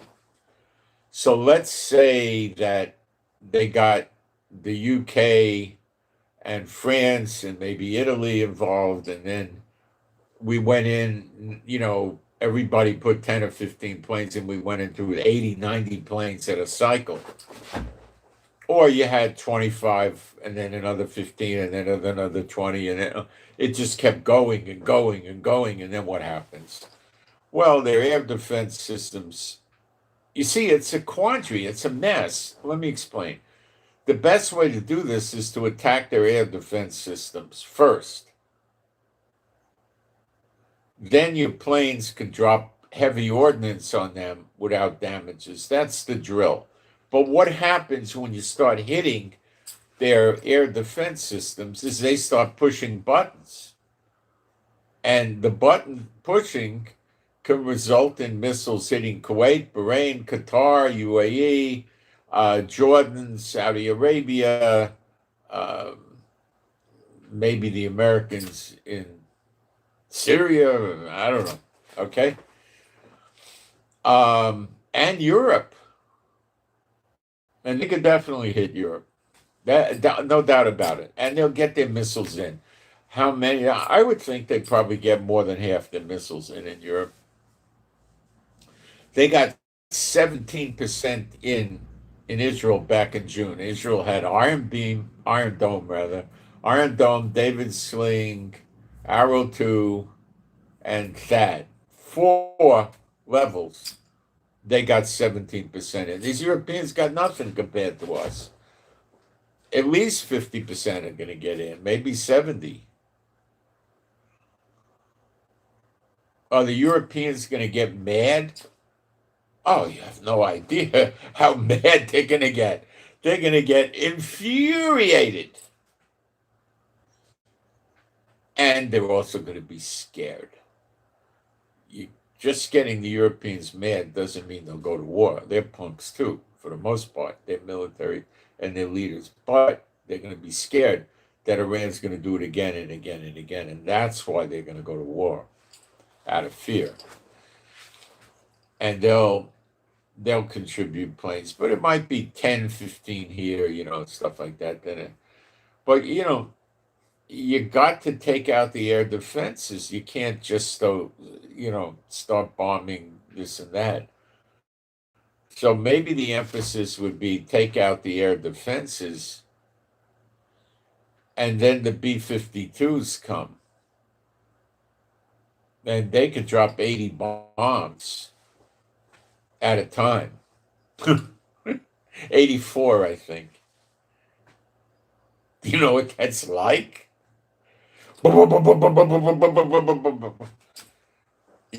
Watch World War II movies or documentaries where they had bombers that were dropping, I think, 250-pound bombs, maybe even smaller. from bombers that weren't doing 84 bombs, they were doing maybe 30, 35, something like that. You watch this massive amount of bombs come out, and then usually they were trying to hit a factory or something like that that made ball bearings or made tires for the military, something like that, right? Or aircraft or, guns or artillery. So these factories were usually built like a campus, for lack of a better word, where they had one factory here that might have been 50,000 square feet, and then 60 yards away they had another building, same factory, same size. So it might have had 4 or 5 of these buildings like that, and they were making different pieces and parts in each one and storing the finished product somewhere.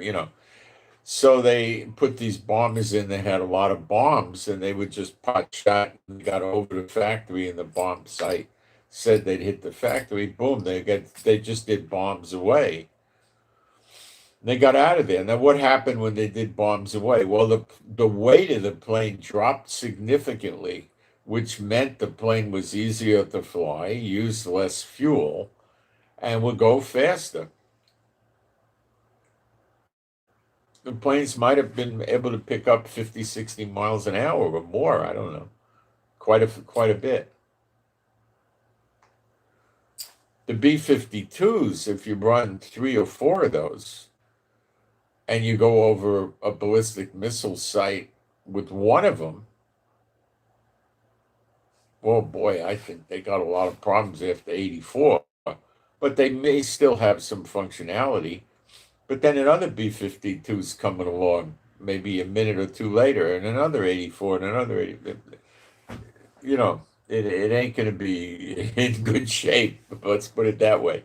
Now, these are usually going to be maybe a max of 500 pounds. Let's see how many bombs at 500 pounds of B-52 can hold. A B-52 bomber can hold how many 500-pound bombs?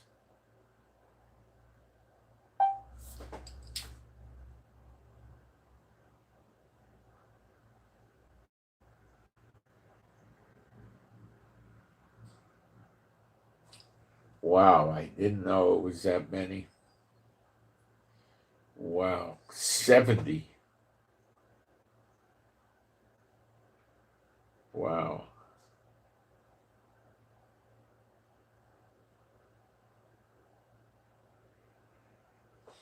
Now,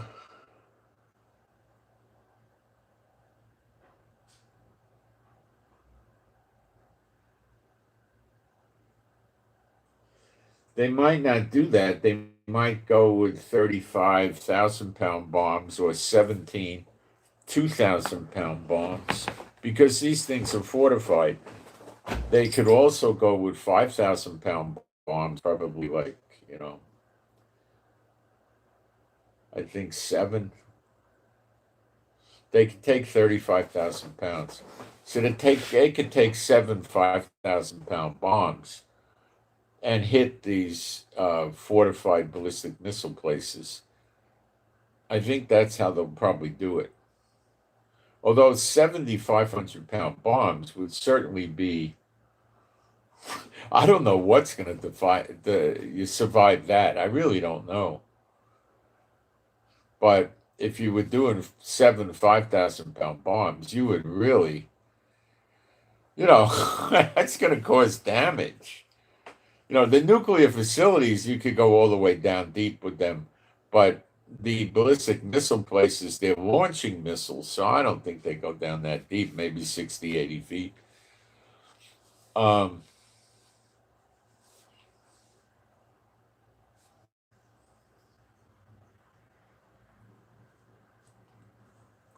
But America, I'm sure, has a bag of tricks for this. They can put big bunker buster bombs out there too, mother of all bombs and all kinds of stuff like that if they wanted to. So I think predominantly you're not going to use the bombs that are not stealthy against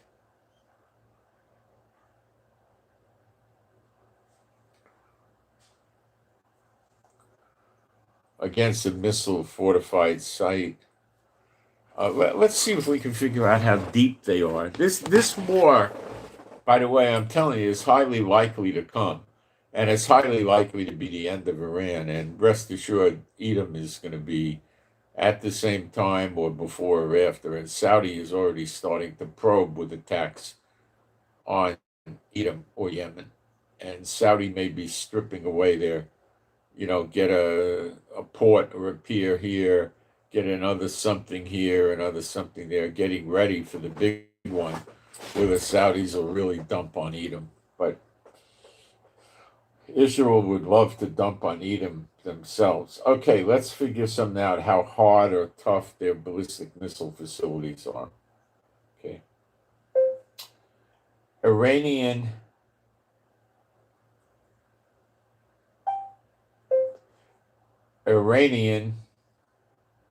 missile cities where they can launch many hypersonic ballistic missiles are fortified.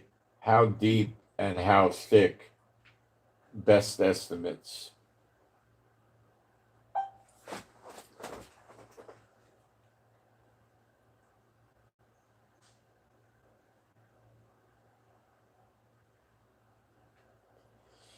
Okay. They are hardened underground tunnel networks used to store, assemble, and launch ballistic missiles, including claims of hypersonic class systems. Iran periodically releases videos and stuff. Okay. Estimated depth below ground. Typical tunnel depth 30 to 80 meters. Looks like I was about right. It said they could go out to 260 feet deep.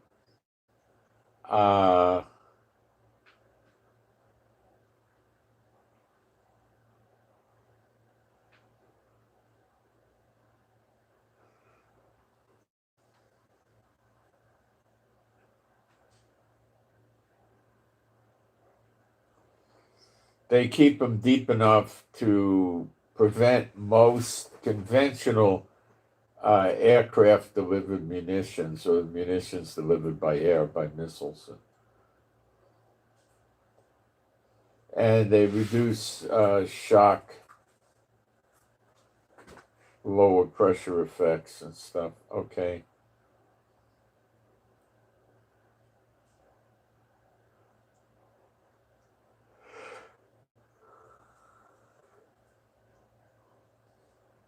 Estimating the thickness overhead.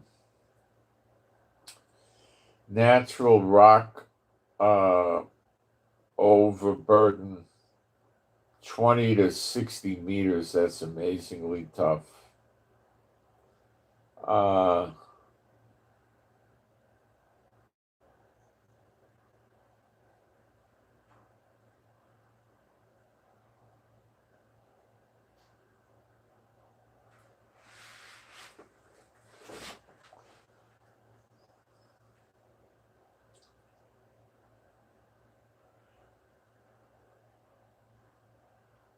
Natural rock is what they're using.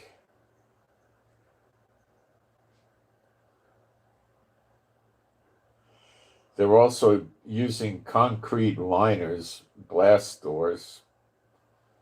The concrete 1 to 3 meters thick. That's 3 to 10 feet. Wow, this is tough.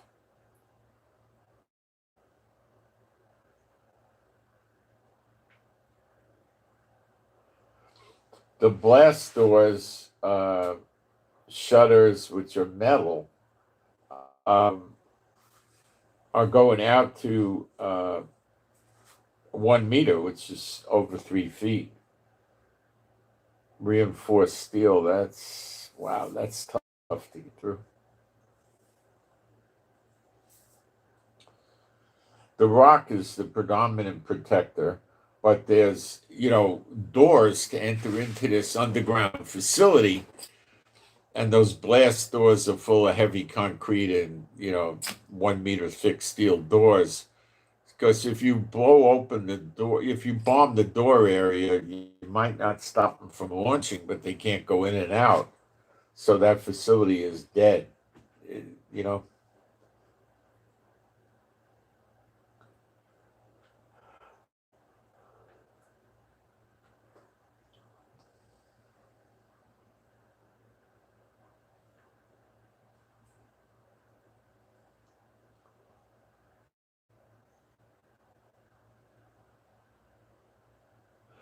there's launch shafts that the missiles will come out of, and that's another point to explode. It's not a simple job. You see this. So that's why that has been stalling, and they've been working on this program. Now, if they could get a good revolutionary force going over there, what they need the revolutionary force to do is take out the aircraft and the radar, the anti-aircraft systems and the radar, which would be rather heavily defended by tanks and troops, probably not so easily done. Uh, so I don't think that's going to happen. But what happens is we come in with the aircraft and the drones, and they get scared and they turn the radar on, and they start spinning their radar to get a lock on the incoming bogies, and then we fire radar-seeking missiles that lock on the missile, and they're basically cruise missiles, and they're going to home in and blow up that radar.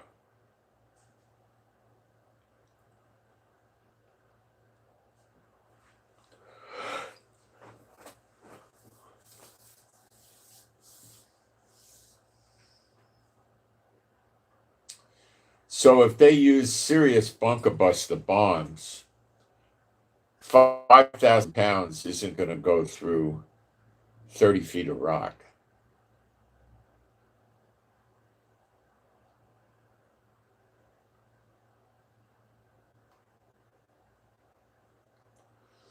I don't know. Let's see what it says. Maybe it would. Let's see. 5,000 pound bomb is, you know,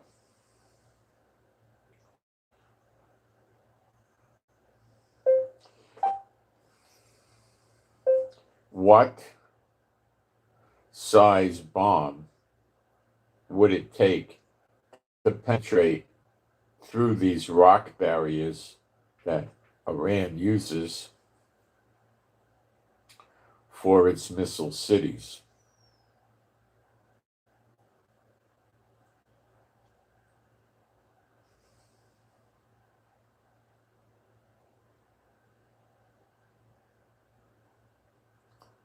Missile cities.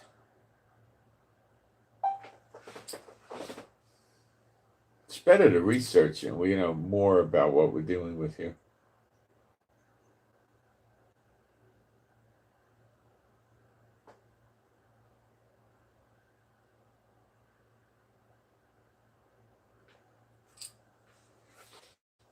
It's telling me it's not going to do it. I'll get another one that will. Uh,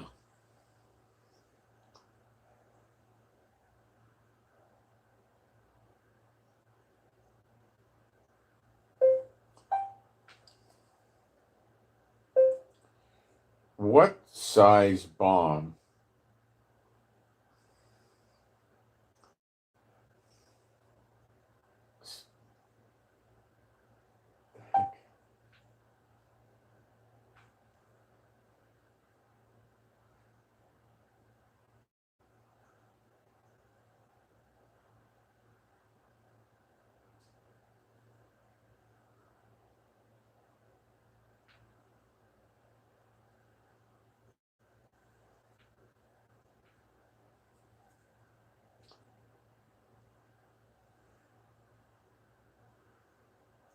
giving me trouble here. Hold on.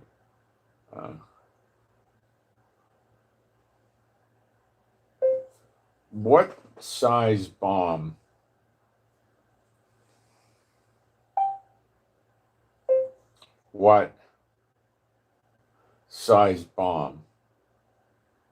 would it take to penetrate the Iran missile cities built under tremendous amounts of rock?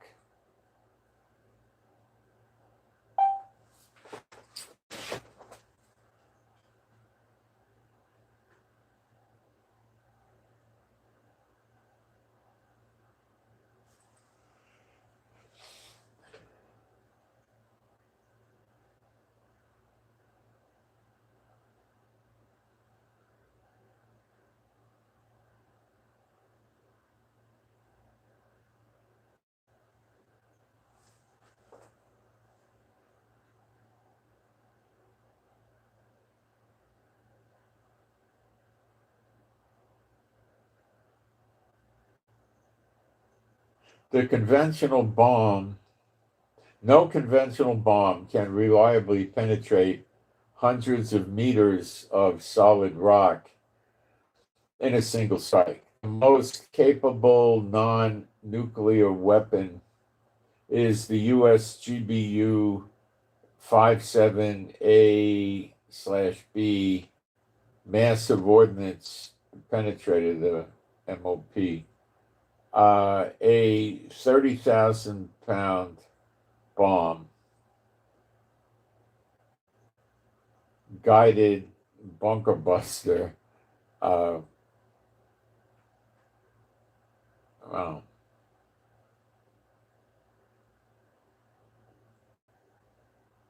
the B-2 Spirit bomber can handle that.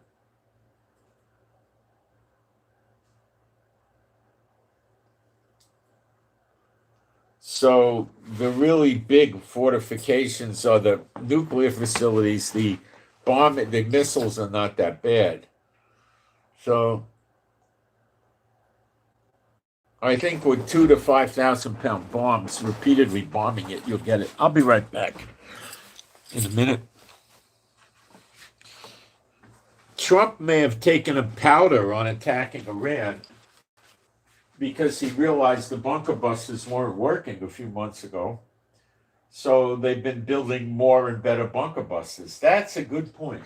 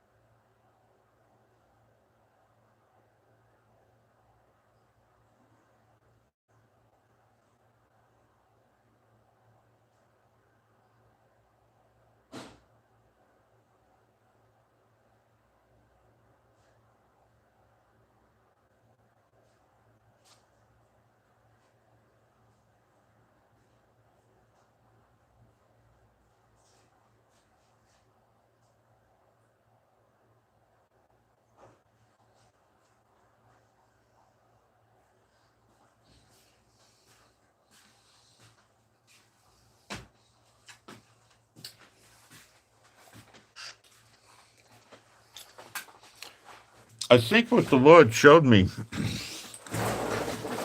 is Trump broke off the attacks on Iran back in June because he couldn't get in. So what they did is they would have quietly, without telling anybody, built better bunker busters and more of them.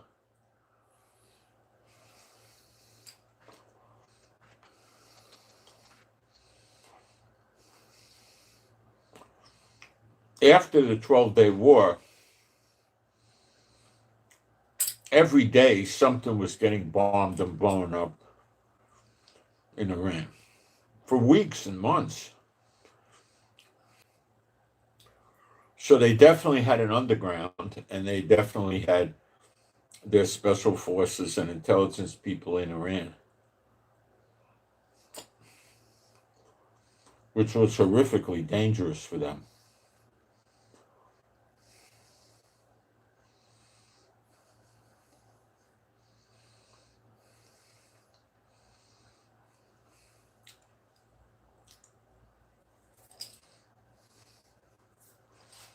So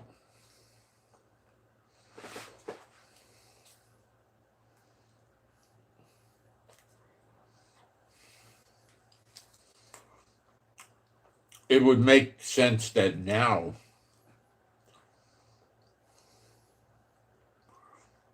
Trump and Netanyahu have accumulated enough good weapons to mess with Iran. Now, our aircraft can't carry anything that big.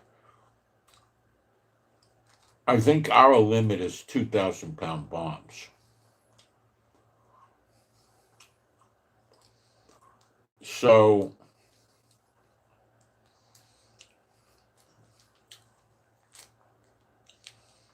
Israel's job would be to attack the anti-aircraft systems using a Delilah missile, which is a cruise missile that locks onto a radar signal.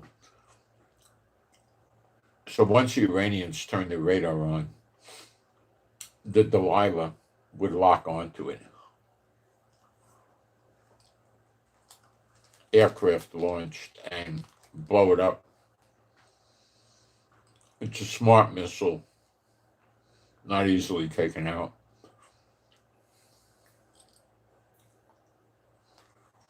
It's got countermeasures and stuff like that.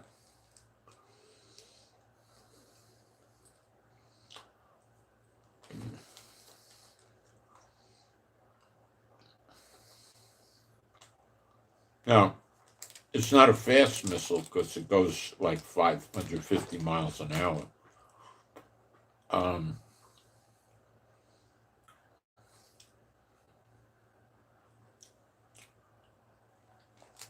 So what they'll do is they'll peel back.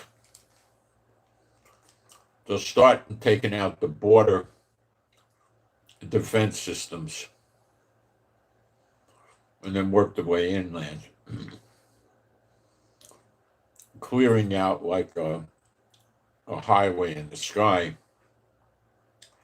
where any plane traveling down that highway would not be getting hit by any missiles.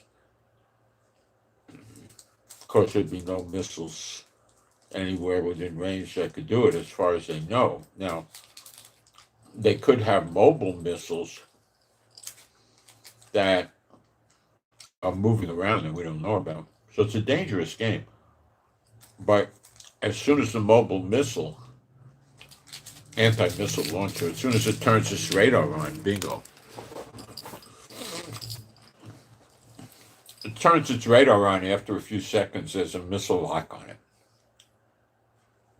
Boom. The Delilah's on the way. And if it's air launched from, 30 miles away, it's going to hit in 1 or 2 minutes,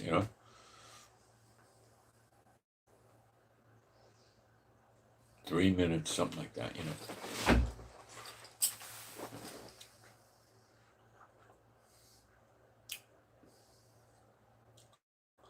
But what troubles the heck out of me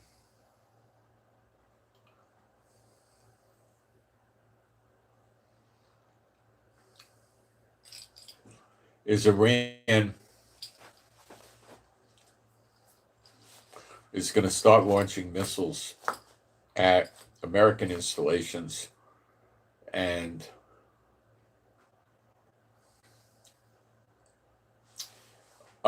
Israel. No, I don't know how many iron beams we got. Let's see if anybody got any idea yet. Let's punch it in.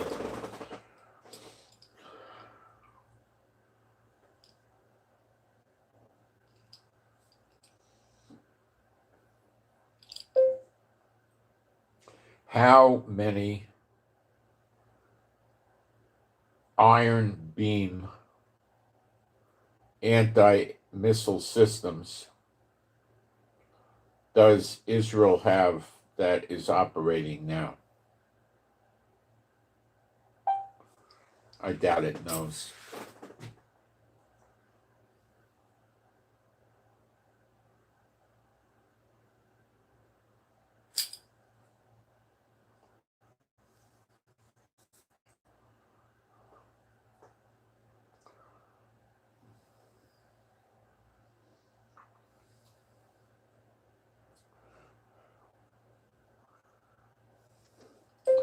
Just interested in iron beam systems, nothing else. Do you know how many Israel has operational now?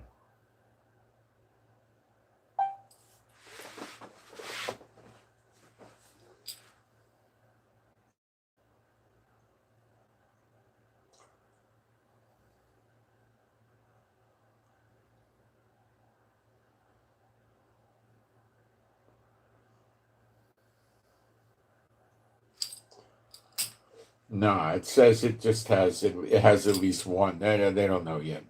Israel didn't tell anybody. If Israel doesn't want people to know, they're not going to know until it gets deployed and used. No. It seems to me that the other coincidence here is the fact that the iron beam, the laser system, came into play. They say we got delivery on the 29th of December.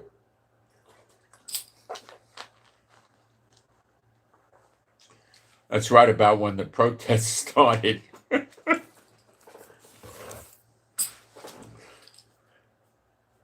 We're in the 4th day of the protests, right? Today. Okay. December 29th, 30th, 31st, first 4 days. Do you want to believe in coincidence, or are you getting the picture yet? Okay. There's going to be a war. Okay? When Trump and Netanyahu were meeting in Mar-a-Lago, I told you something bad's going to happen.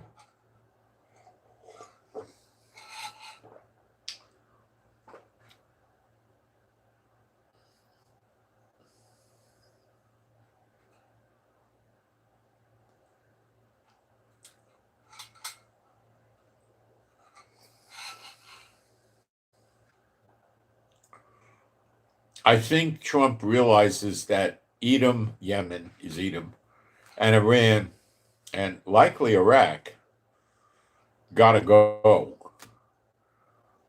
before Hezbollah is fixed up in Lebanon, and especially to Trump before they get rid of Hamas, because Trump's casino resort in Gaza isn't going to work well with Hamas running around with weapons.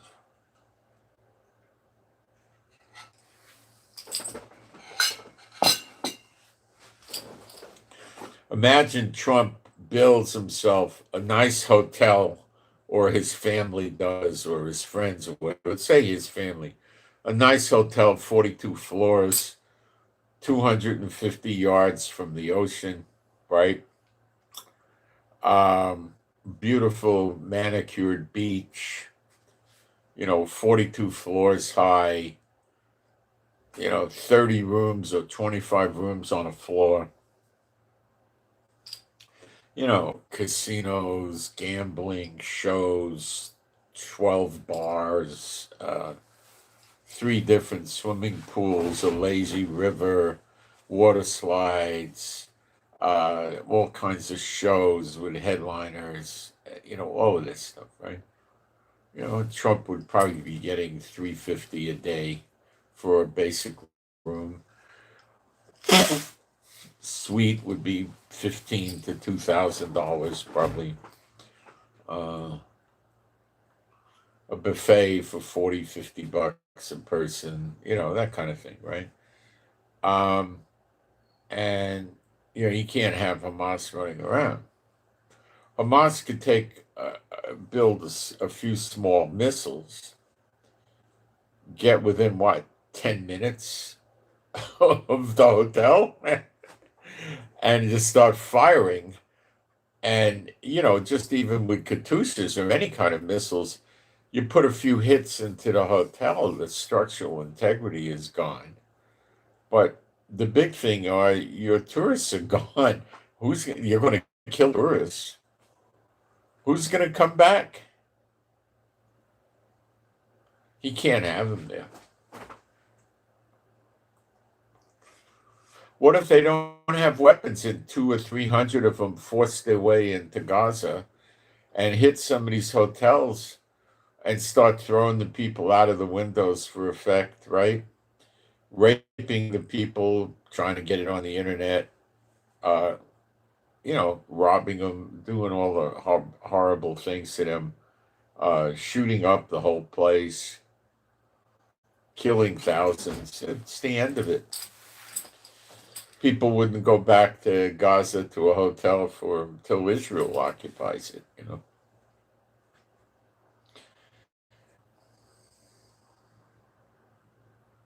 I wouldn't mind living there, but it's too far from Jerusalem. That's the problem. You have to go if you want to live on a beach. Your best bet would be Tel Avivish, something like that. That'd be your best bet, I think.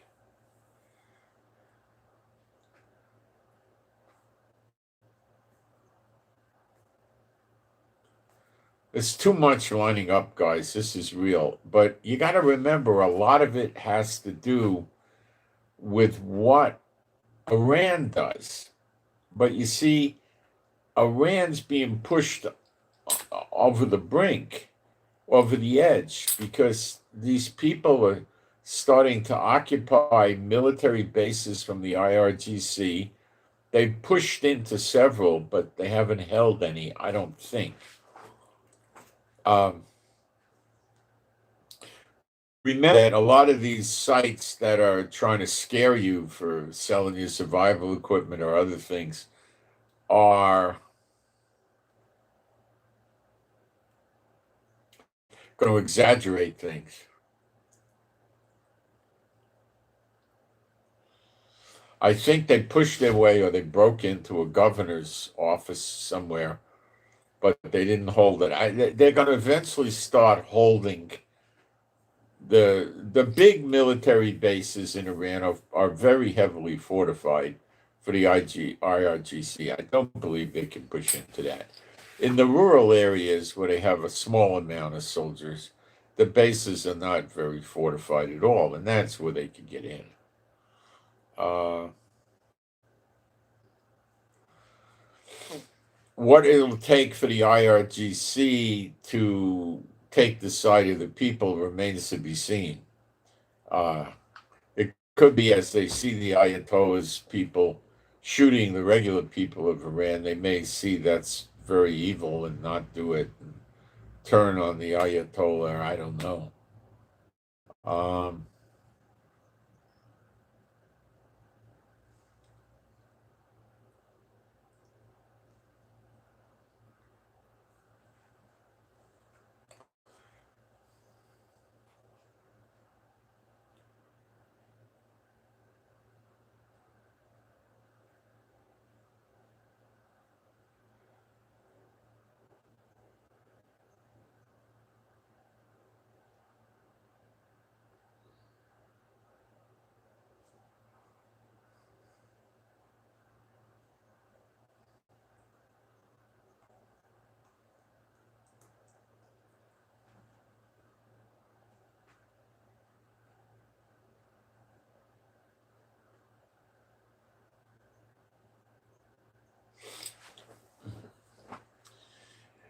I don't think the Ayatollah and his forces can stand still.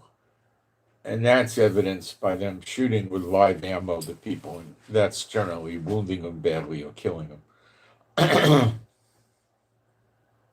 So the problem has gotten beyond tear gas and water cannons and clubs and kicking and hitting them, and pepper spraying them, I guess. It's gone beyond where they've got to shoot them.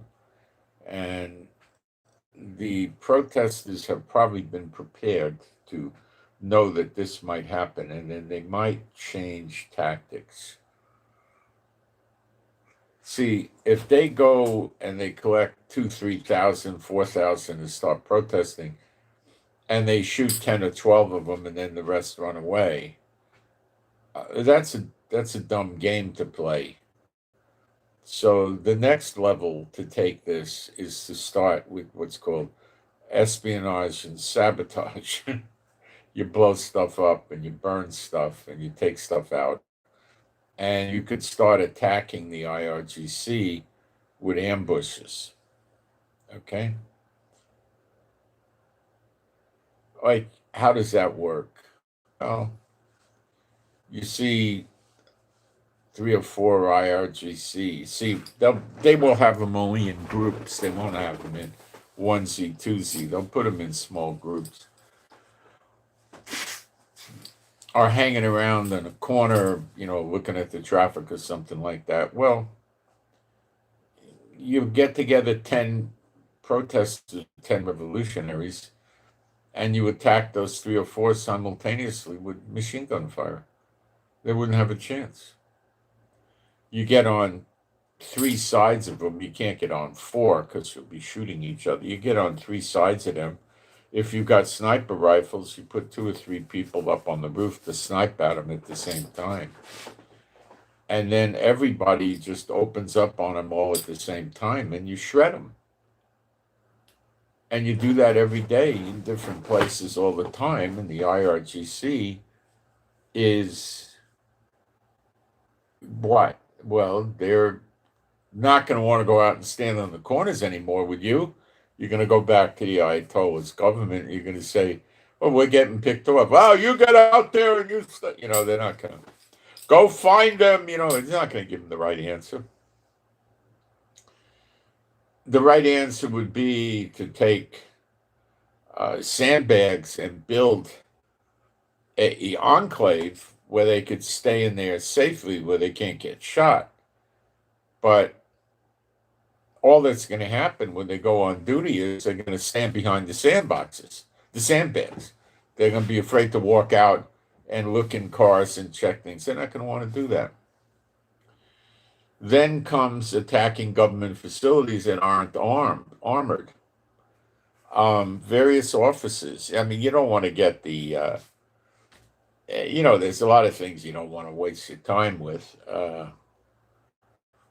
But some of the things the government offices might be useful to get. The government TV stations and the government newspapers, that would be good targets.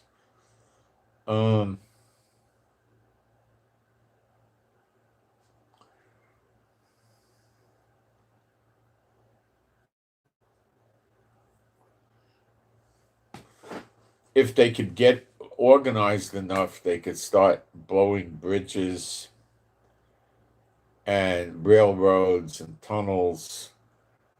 But I don't know if they want to do that because it's just going to make it harder on we the people who might get angry at them. So they might not do that.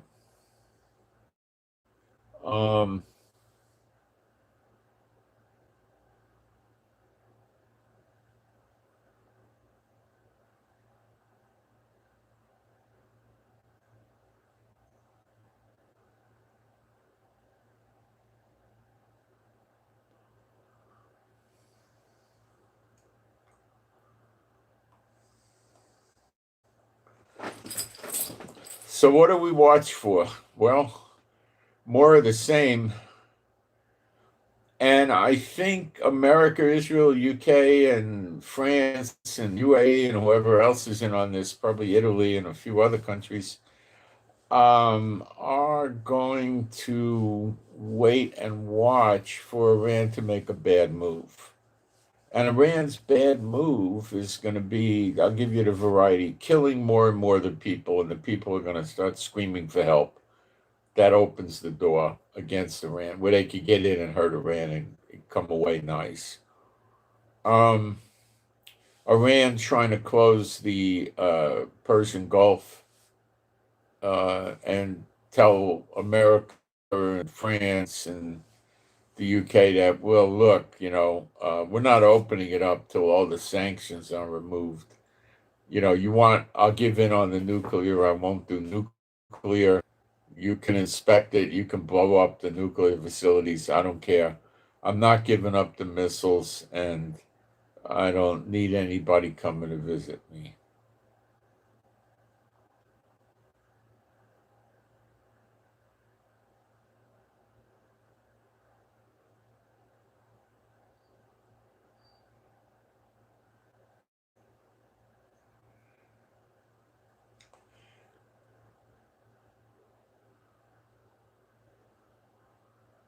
That's what I see. So if Iran can lift the bad economy by blowing the sanctions off, they think they have a chance of calming the people down. That would be a logical deduction, and I think an accurate one, but it won't work. But they'll think it works, and that will probably bring an attack on them. The protesters won't be able to stop any of that activity because it'll be straight up military, well protected, well fortified. They won't be able to do anything.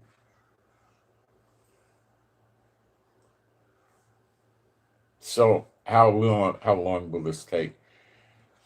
Pretty quick, I think. Um, the protesters will keep trying to make a real stink in Iran and get the whole world watching. That's what they're trying to do. And the media is sort of cooperating.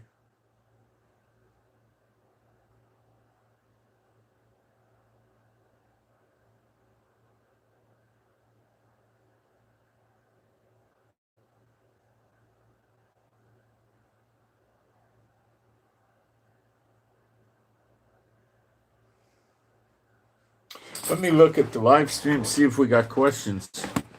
Um, so, like I say, I didn't do much Bible. This is really important because this could lead to an attack on the daughter of Babylon. Maybe it's going to cause Iran to launch the sleeper agents and attack America, okay, before they get attacked. Think about that. Does that sound outlandish to you? It shouldn't.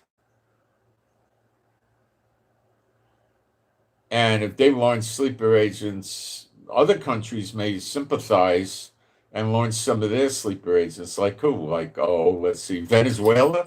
Do they have motive? Yeah. North Korea? Oh, heck, they got motive all the time to kill anybody. China? They're pretty smart and crafty. I don't know. They might go for it and they might not. Hard to say. Russia? Oh, he's pretty mad. He may go for it. Then again, he's got to be careful. So it could go either way. But did Iran send some of their own sleeper agents in there? Did Hezbollah send some of theirs? Did Hamas and PIJ and the Houthis send some of theirs? Did militias backed by Iran send some of their own people to be sleeper agents in America? Oh, gosh, yes, they did. And that could easily be 15, 25,000 more even, but probably around in the thousands. What can they do? A lot. Bridges, tunnels, trains, hospitals, schools, power plants, water plants. Uh, you want me to keep going? I mean, an endless number of targets inside America. Could that just happen like any time now? Yep. Iran's getting desperate. And they might think that, they might say, oh no, if we do this, Trump's going to come out swinging and he's going to finish off Venezuela and us. That's true. It might come out that, it might play that way, and they might think that way. But on the other hand, they might think that Trump doesn't have the guts for this and he'll back down. But they're dealing with more than Trump. They got problems from UK, France, was it Canada that did the snapbacks? Maybe. Let me get back. I'll tell you who did that. Okay, that's easy to find out. Hang on a minute.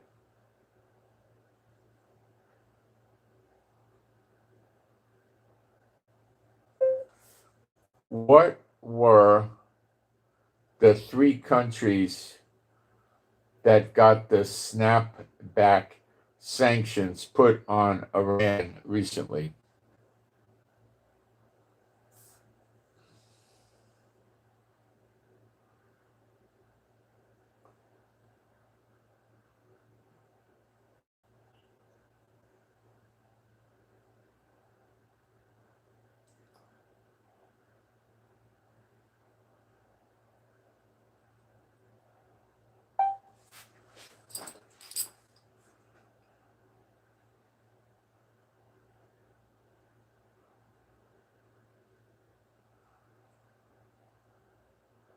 I'm sorry, France, Germany, and the UK. So you got France, Germany, the UK, America, and Israel as a minimum attacking Iran. As a minimum. Do you know what sort of an arsenal that is? Germany, France, UK, Israel, and America hitting Iran at the same time?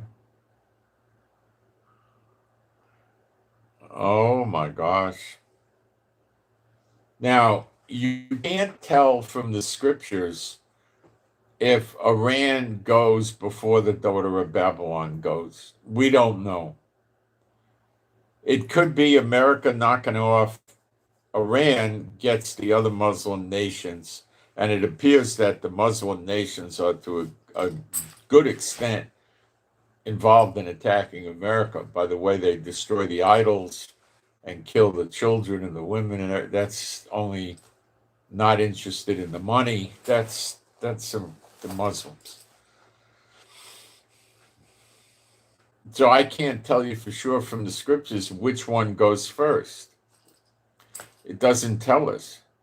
It doesn't say daughter of Babylon shall be destroyed after Elam is destroyed. It doesn't say that. What I think is it's related to in one way or another. Perhaps Iran launches the sleepers and then Trump does them, tries to take them down and does. Or Trump takes them down and then the nations rise up against America. Or Trump takes them down a little bit to try to teach them a lesson. And then they go after America. So it's very hard to say, but I do feel somewhat confident that this thing with Iran is going to be close in timing to America. Now, it might cause a very bad destruction in Israel, too. Trump and Netanyahu don't care. So they could get, 25 or 40 or 50 missiles in. Now, back in June, they had a 17% success rate with their missiles. Now, today, I don't know, did Israel fix the problem and they got it down to 5%? Or did Iran fix the problem and they got it up to 30%? I don't know. And I don't think anybody really knows. Or they might think they know and they don't have it right. I don't know. See, war's a dirty business because you don't know what's going to happen. You don't know. You could think you know, but you don't know. You don't know.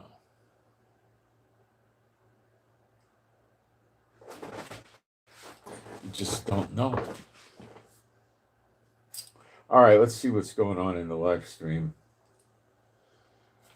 So I'm telling you guys, the chances of this just blowing over and going nowhere is very, very minimalistic.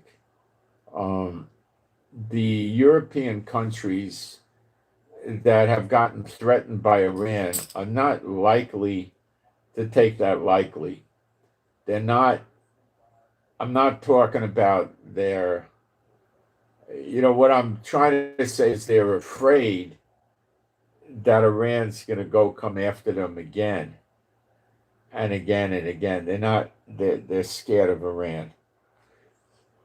And I'm telling you, if their missiles got through at 17% back in June, that's scary because that means they're going to be able to probably get at least 50% success on Europe, maybe 65.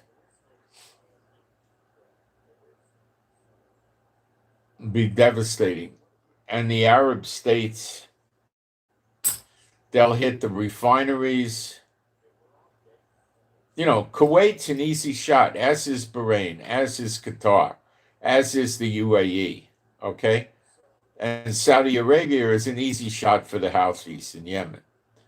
So if they mess up the oil refineries in this country, bada bing, bada boom, 200-300 a barrel for oil, 60. So let's just be let's be conservative. Gas goes up, say, 3 times. So you're at $3 in America, and you go to 9. You know what that's going to do to America on top of everything else? People are, in some cases, going to not want to go to work. They don't make enough money. If they're running around with an F-150, an F-250, an F-350, a big SUV and stuff like that, or a very powerful car, big hot rod motor and something like that, and they got a moderate drive, they could be burning 4 gallons each way. That's 8 a day times 23, 170 gallons a month, right? Just to get to work. So you got 170 times $9, $1,530 a month just to put the gas in your car. Not taking into account car payments you may or may not have, or car insurance and registration and all that you probably have.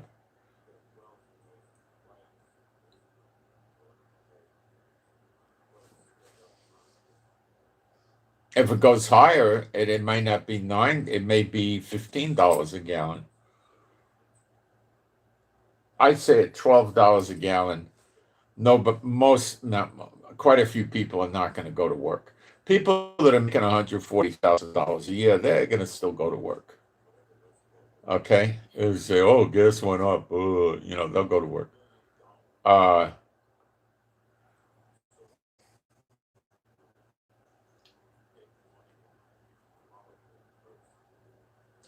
When I got out of graduate school, if you were making $3,000 a month, you were doing real good. Around 1980, I was making about 42,000 a year, and that was today, I don't know, making 20,000 a month, something like that. 42,000. I mean, what was I paying rent? I was living in a beautiful section of San Francisco, and I was paying about, I think, under $400 a month. The rent on that place today would probably be 5,000, at least 4,000. I'd go to the Chinese restaurant and eat delicious Chinese food for $4 or $5 with the tip. I mean, I'd be gorged. I'd order like a soup. Like my favorite was war wonton. It had everything. And I wasn't a believer at the time, but everything in it, every kind of wontons and fish and everything.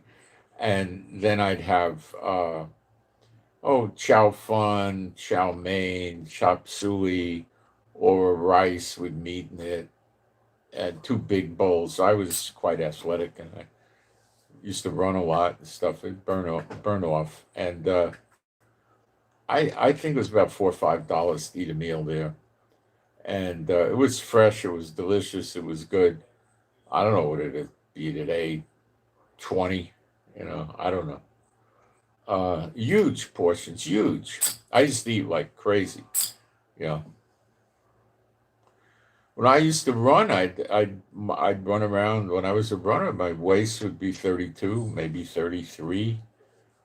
Um, at some point when I was really younger, I was down to 31 waist. That was when I was going to graduate school. I was down. What was I? I was doing kung fu. I was down to about 31 waist. Uh,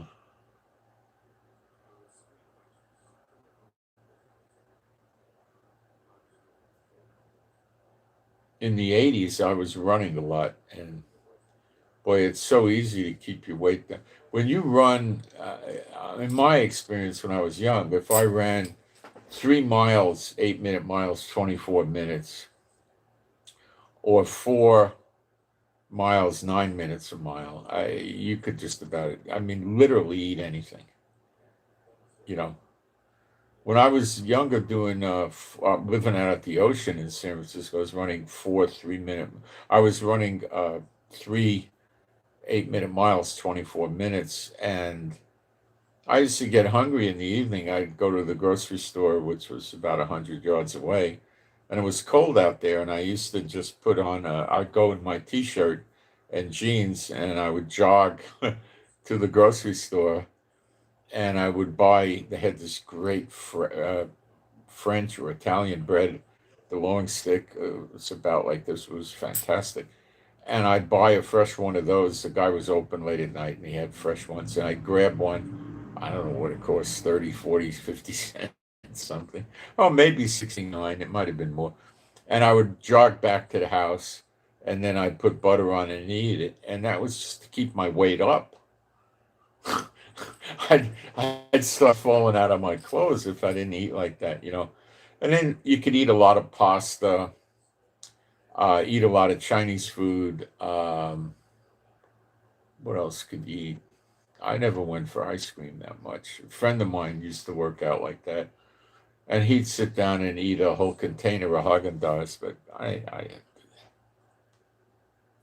I was never that high on it. I mean, ice cream's sweet and tasty, but knock it off that much, I didn't do. Uh,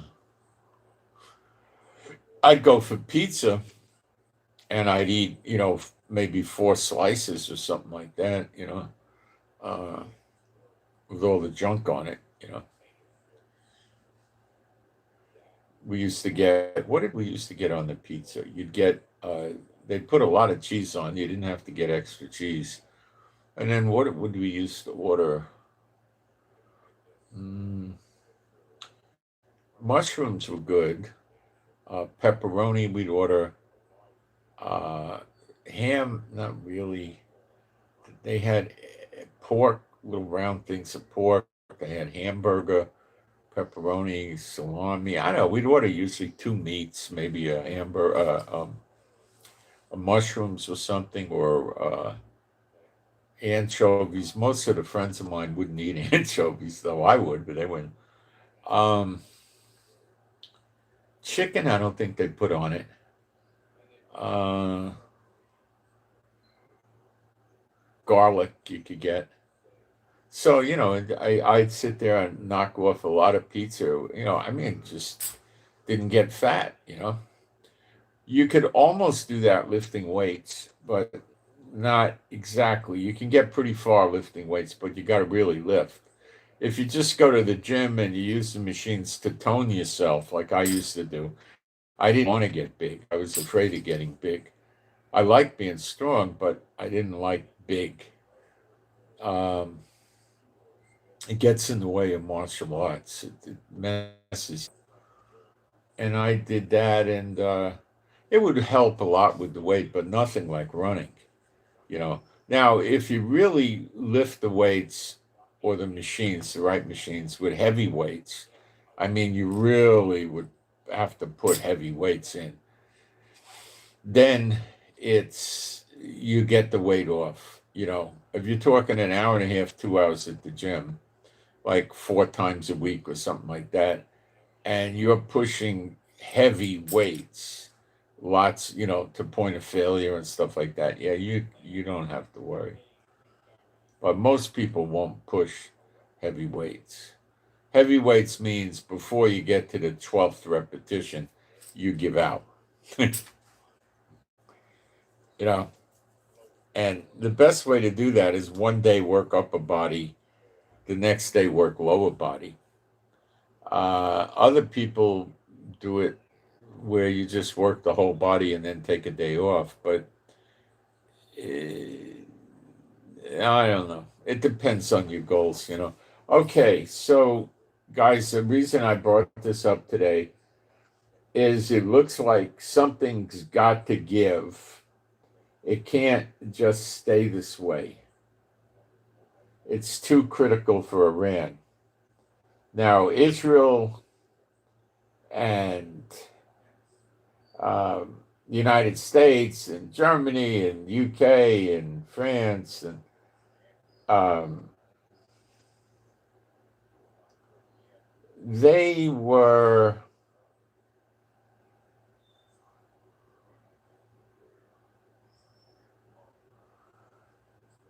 they did not bring the drought about on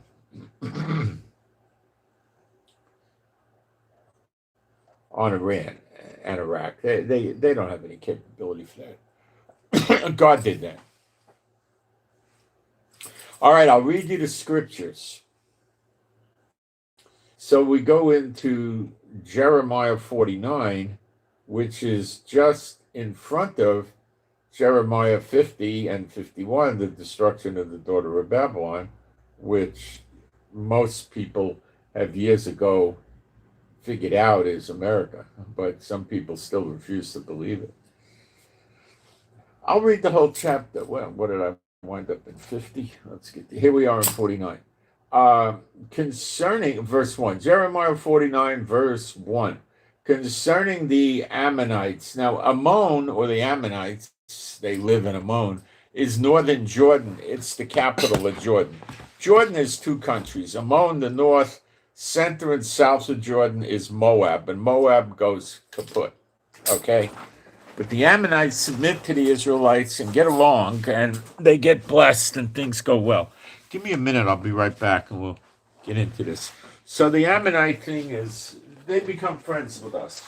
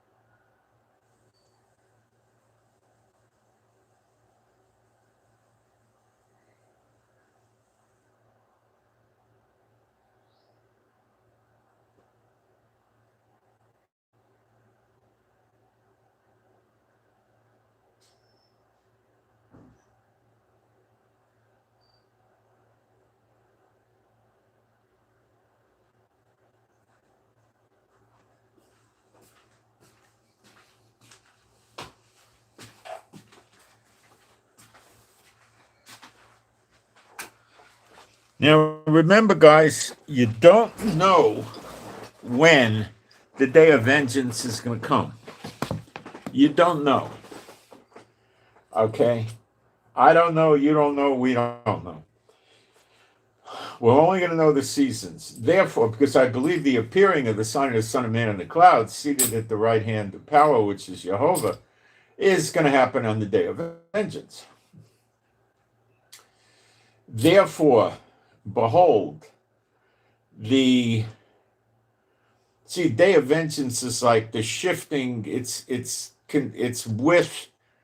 mentioned with the recompenses. It calls it the year. It's really should say the season or the time of recompenses, and the time or season of redemption. And it's related. The day of vengeance is tied to both. So it appears that it's sort of like a transition from recompenses to more severe, the day of vengeance, which is Jeremiah 30:11, all the nations that he cast or sent the Israelites in to get destroyed, which is probably every nation. And it goes into the appearing. I think when Yeshua appears, it's the end of the day of vengeance, you might say. Or maybe not, but it's definitely related to both. So it's like, if you want to look at it in a sloppy but understanding way, the day of vengeance is tied to the period of recompenses and the period of redemption.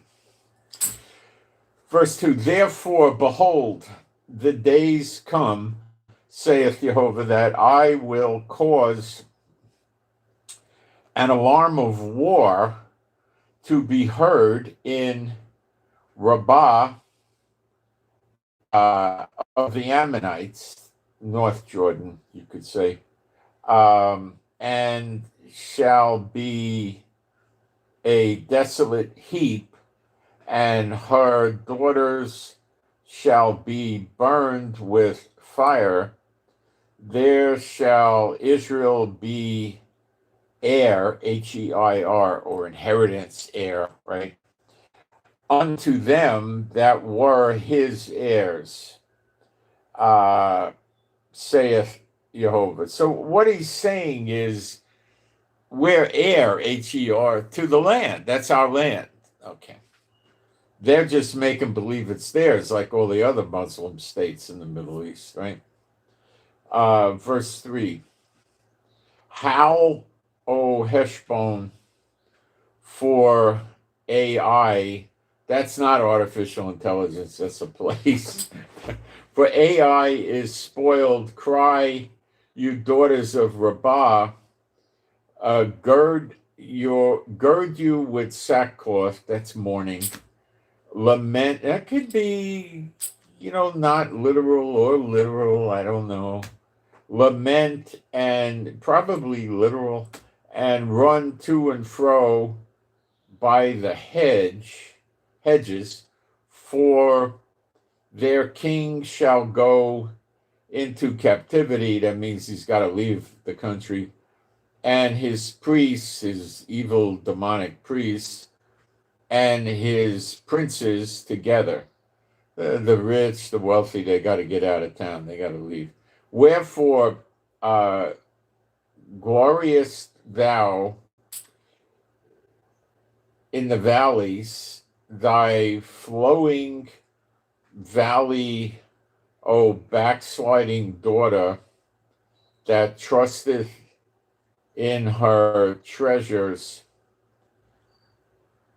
saying, who shall come unto me?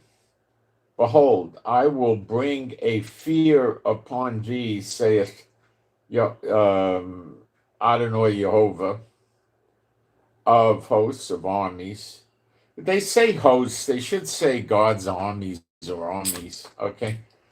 From all those that be about thee, and you shall be driven out, every man right forth, and none shall gather up him that wandereth, and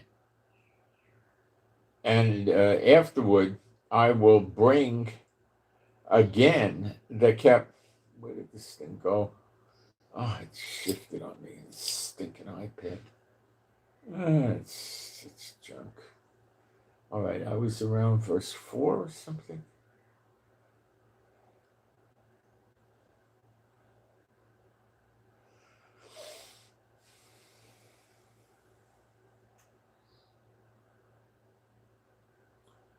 All right, I think I'm in 5. Behold, I will bring a fear upon thee with Adonai Jehovah of hosts from all those that be about thee, around thee, and you shall be driven out, every man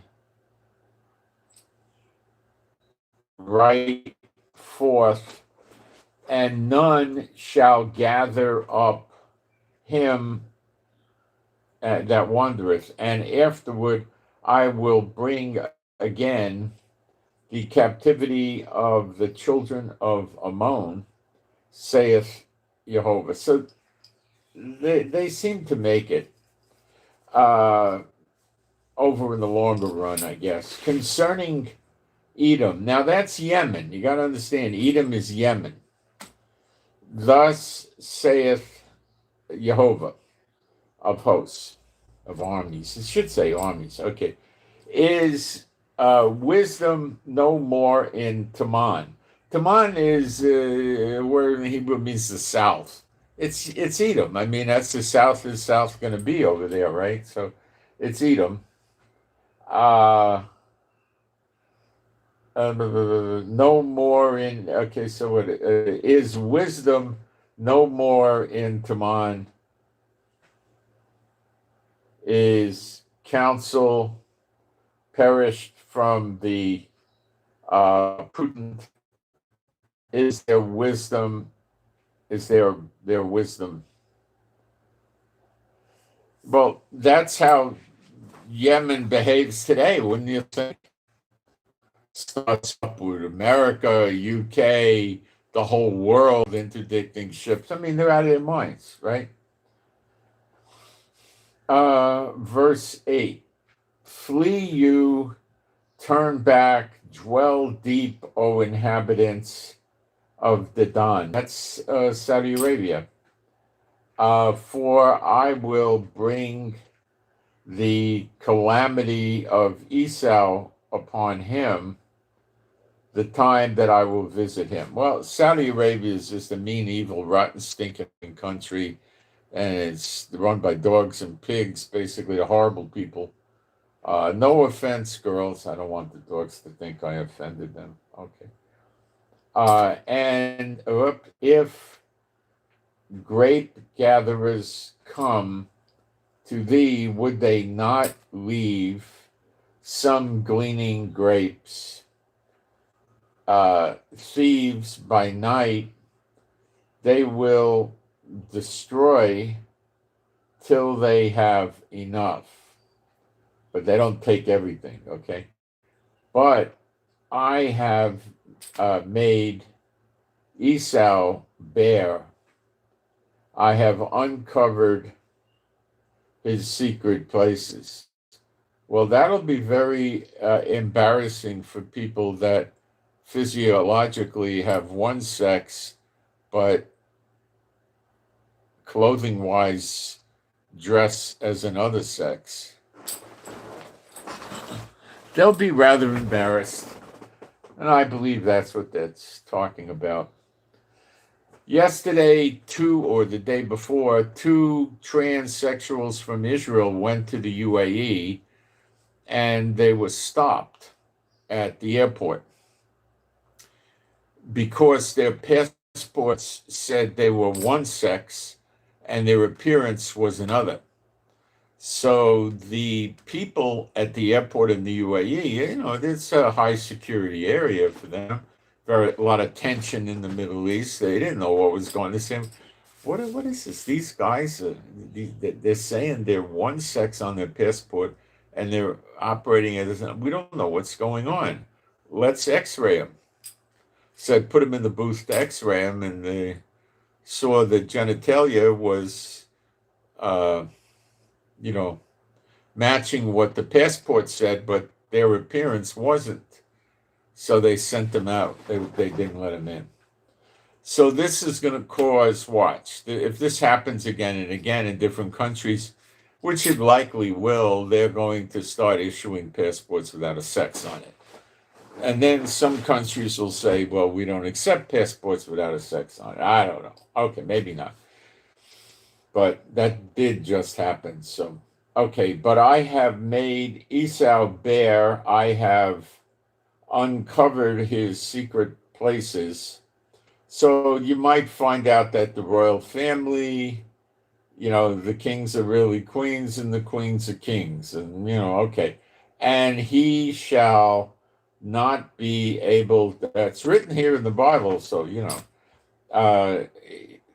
so I'm reading it, shall not be able to hide himself.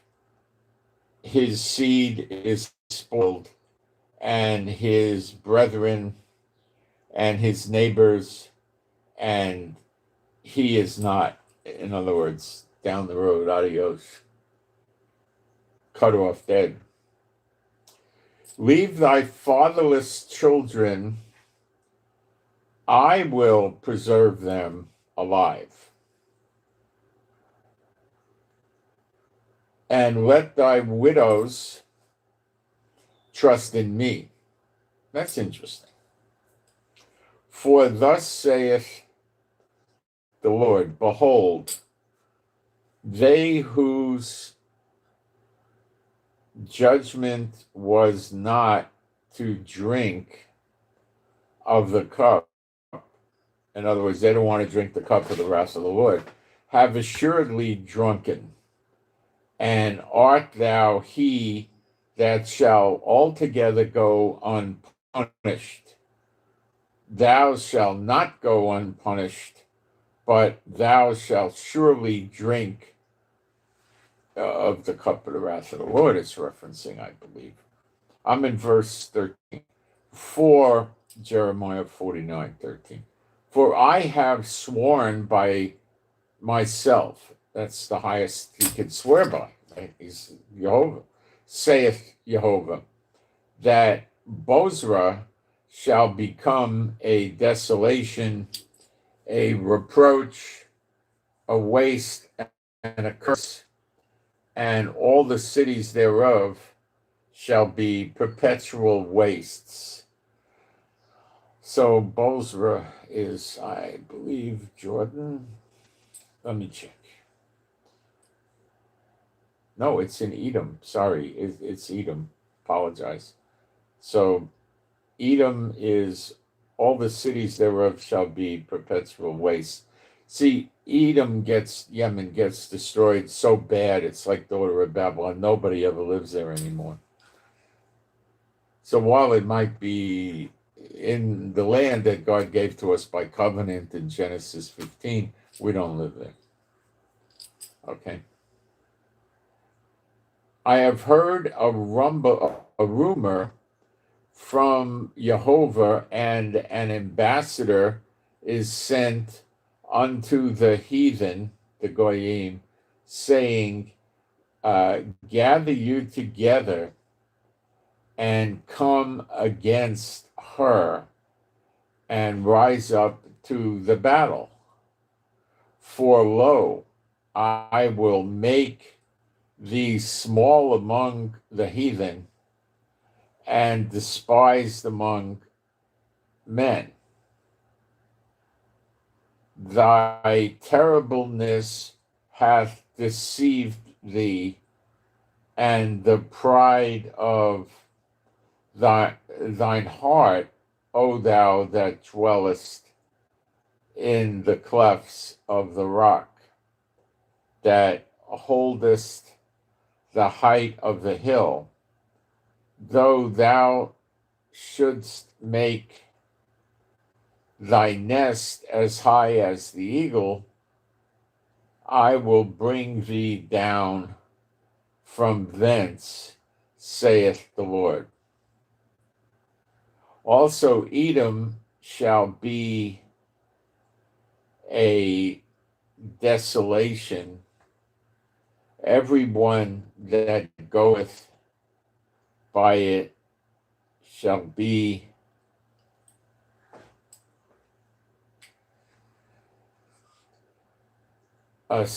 astonished, and shall hiss at all the plagues thereof. Very similar to what happens to the daughter of Babylon. They're not the same thing, of course.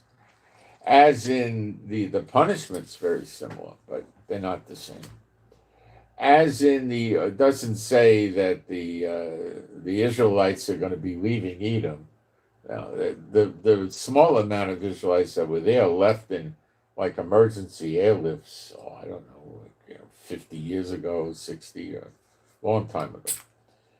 As in the overthrow of Sodom and Gomorrah and the neighbor cities thereof, saith Jehovah, no man shall abide there, neither shall a son of man dwell in it. Behold, he shall come up like a lion from the swelling of the Jordan, against the habitation of the strong, but I will suddenly make him run away from her. And who is a chosen? Now I believe that's Israel, the strong. And who is a chosen man that I may appoint over her? For who is like me, and who will appoint me the time, and who is that shepherd that will stand before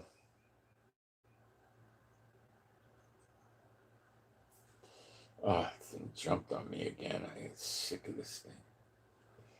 So I must be around 15. I don't know. Let's see.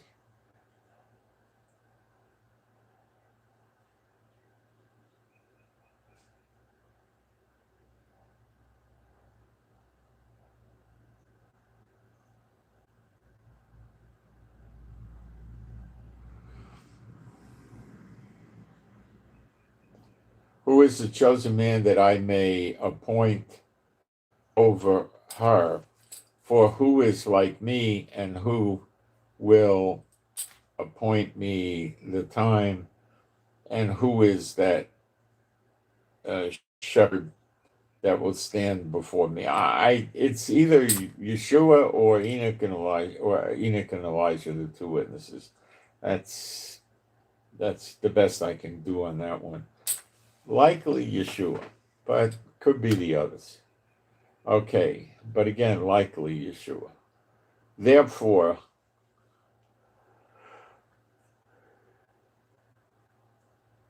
hear the counsel of the Lord that he hath taken against Edom, and the purposes that he hath purposed against the inhabitants of Teman, Edom.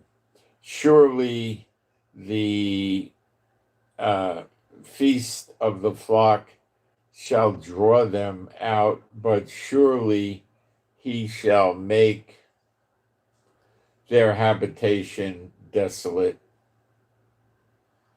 with them.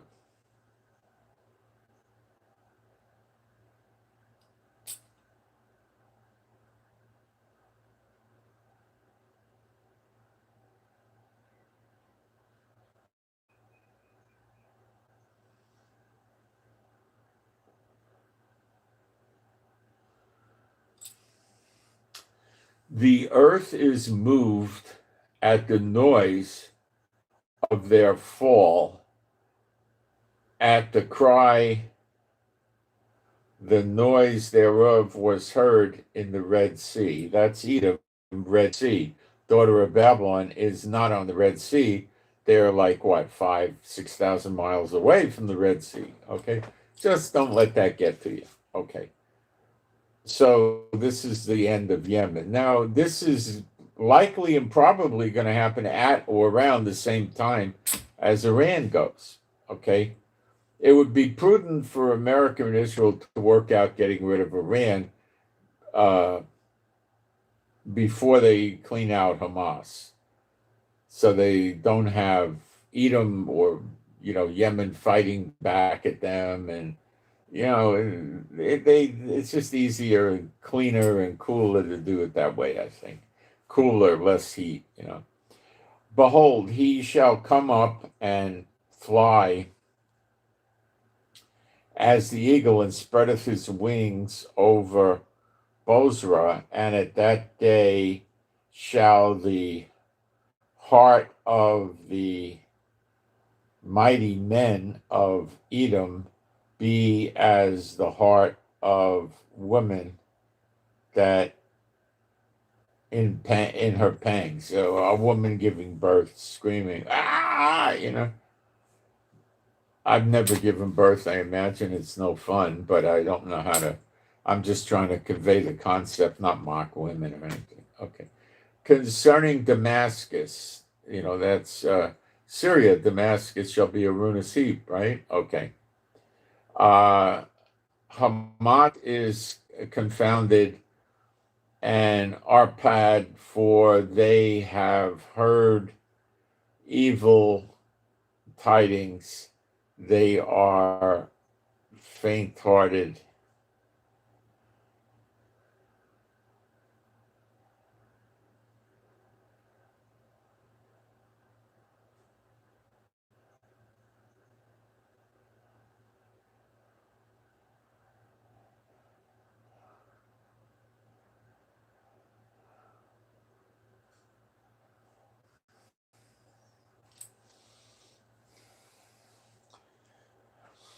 Now is the city of praise. You see, King David led Judah out of Damascus. So that's where this is coming from, I believe. How is the city of praise not left, the city of my joy? Therefore, her young men shall fall in her streets, Damascus, Syria, and all the men of war shall be cut off in that day. That day is the day of vengeance, I believe, in Zechariah 12, but maybe not. Saith the Lord of hosts. And I will kindle a fire in the wall of Damascus. That is specific to Damascus. Although he does kindle fires in and about the cities of America in Jeremiah 50 or 51, but this is specific to Damascus, but it's similar, and it shall consume the palaces of Ben-Hadad, who is some sort of, demonic personality or something like that. I don't know. Concerning Kedar and concerning the kingdoms of Hazor, which Nebuchadrezzar, king of Babylon, shall smite. Thus saith the Lord, arise.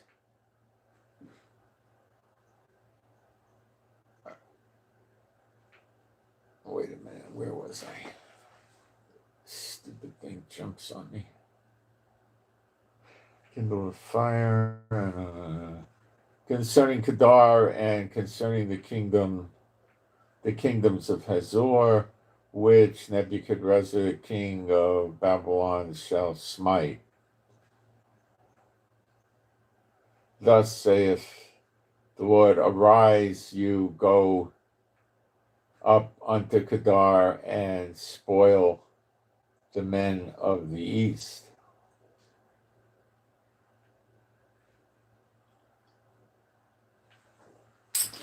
Their tents and their flocks shall they take away. they shall take to themselves their curtains and all their vessels and their camels, and they shall cry unto them, fear is on every side. Flee, get you far off, dwell deep, O you inhabitants of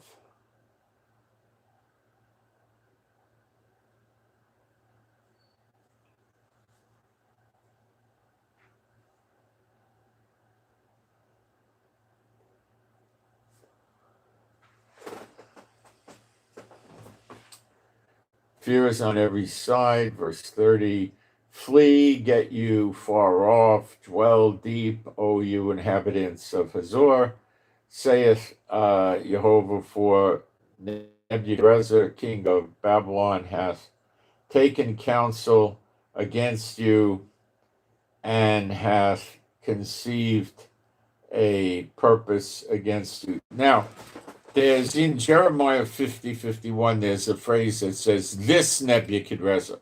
And that would be referencing the head of America, the president at the time of America. That could be this one here with this Nebuchadnezzar.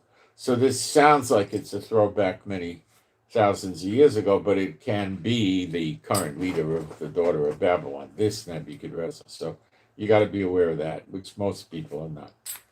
Arise, you, get you up unto the wealthy nation that dwelleth without care, saith Jehovah. That, to me, as a guess, Saudi Arabia, I assume.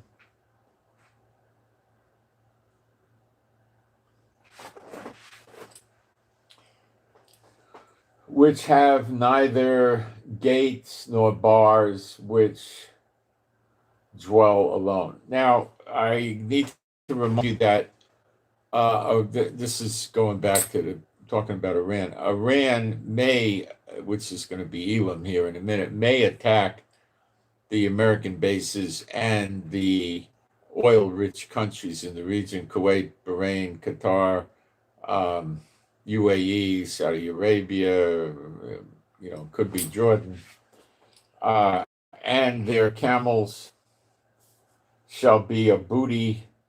The Saudis got a lot of expensive camels. A camel could outrun a racehorse, a quarter horse, and go much greater distances. And they can really eat up a lot of food and drink a lot of water. The hump or the humps hold it.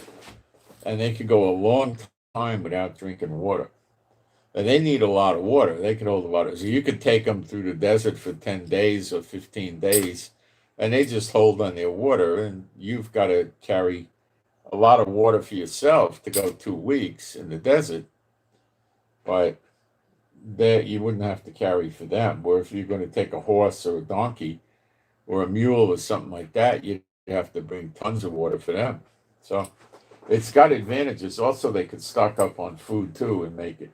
I think 2 weeks is a long time, but maybe a week or something, And their camels shall be a booty, and the multitude of their cattle a spoil, and they're buying Brahmin bulls and junk like that, price steers, And I will scatter into all winds them that are in the utmost corners, and I will bring their calamity from all sides, whereof saith the Lord. And Hazor shall be a dwelling for dragons and a desolation for every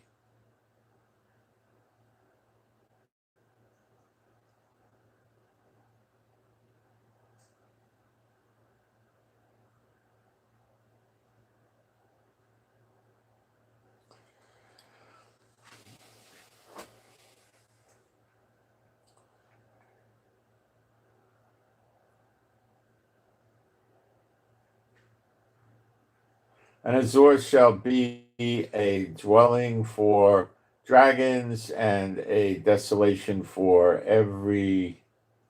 forever. There shall no man.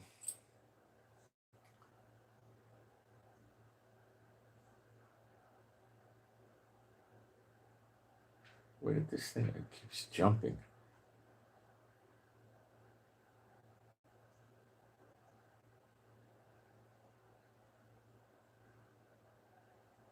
Hang on a second.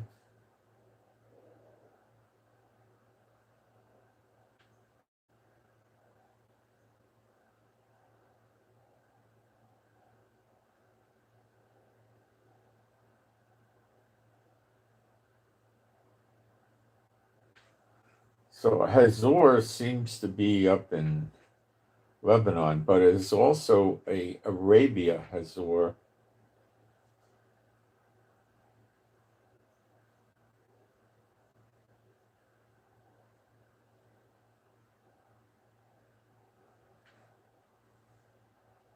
Let me check this for a second. Could be in Saudi. Let me.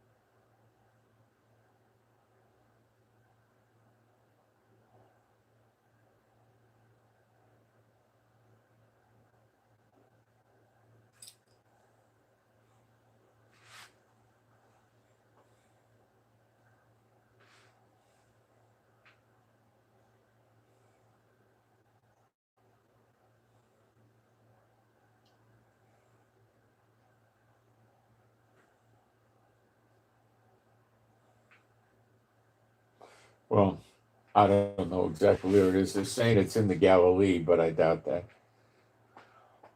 I don't think it is.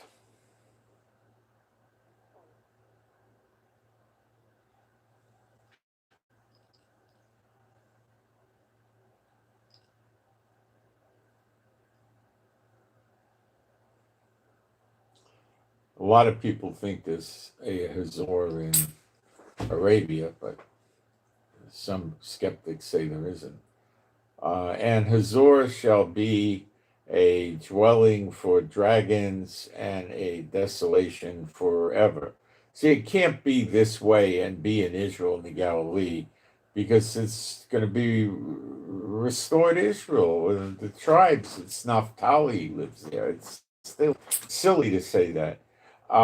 There shall no man abide there. It can't be in proper Israel that way like that. It's silly. Um, Nor any son of man dwell in it. The word of Jehovah came to Jeremiah the prophet against Elam. Now, Elam is parts of Iran, parts of Iraq, and possibly parts of Syria.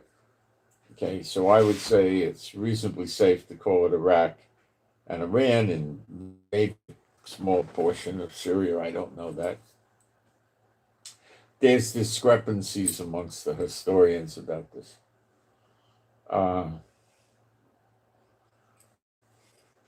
In the beginning of the reign of Zedekiah, king of Judah, saith, saying, Thus saith Jehovah of armies,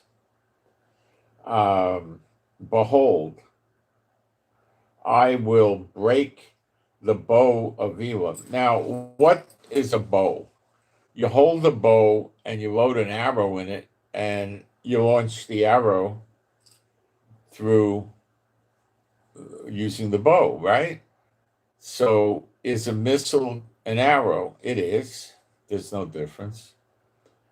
So, could we call the missile launcher the bow? We could. And upon Elam will I bring the four winds. No, I'm one verse up, 49:35. Thus saith Jehovah of armies, behold, I will break the bow of Elam, the chief of their might. What is the most of the might of Elam, let's say Iran? Missile launching. The same with Iraq. They don't have a good Air Force. They don't have a good Navy. That's what they got.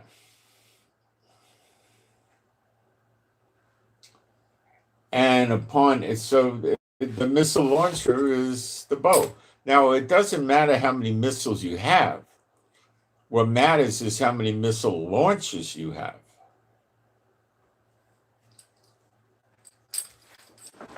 Without the missile launches, you got nothing. What do you do with an arrow without a bow? Throw it, and it's not effective. You might hit somebody with it, but it's just going to bounce off them, And upon Elam will I bring the four winds from the four quarters of heaven, and will scatter them toward all those winds, and there shall be no nation whither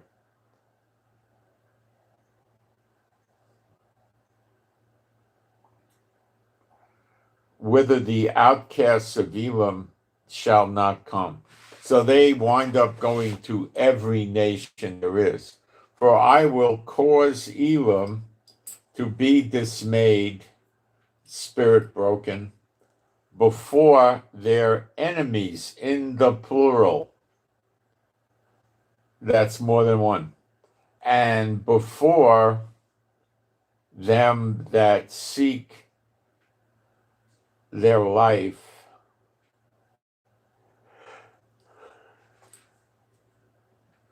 And I will bring evil upon them, even my fierce anger, saith Jehovah, and I will send the sword after them till I have consumed them. And I will set my throne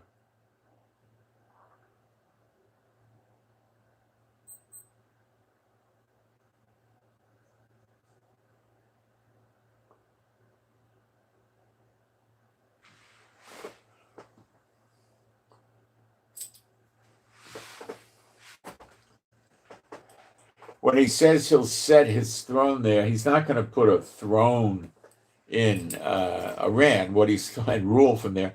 What he means, he's going to judge him there, because he judges on the throne. So that's just like a figure of speech, the way they said things there. So he's going to judge Iran, and will destroy from thence the king and the prince, saith the Lord. But it shall come to pass in the latter days that I will bring again the captivity of Elam, saith Jehovah. Well, that's manifested in Ezekiel 38:39, which comes the time of the second 70, closing out. And Persia, it's called, is in the attack on Ezekiel 38:39, attacking Israel. Okay, so that's where I think we should be looking. And is it possible that this all blows over in a couple of days? Well, sure, but I'm not so sure that's the case at all. I think it's not going to blow over. If it does, it'd be short-lived and rise up again, but I don't think so. So that's what's going on. How will it affect America?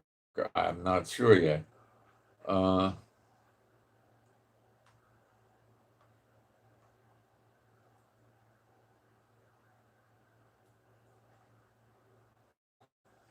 don't know.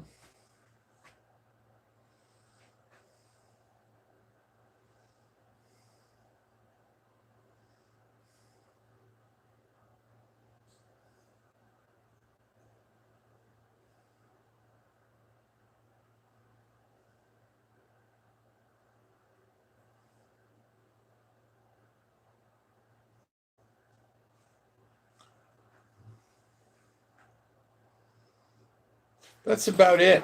So I'll keep everybody posted.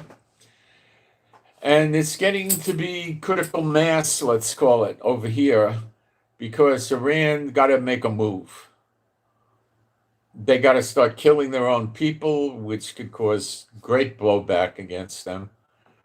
They got to try to make peace with, you know, Germany, UK, France, America, Israel. I mean, good luck with that. They're not going to even try to make peace. They're out of their minds. So there you got it. All right. So I'll get a prayer going for all of us. Did I have prayer requests? I don't know. Let me check. I didn't look this morning, but I'll look right now.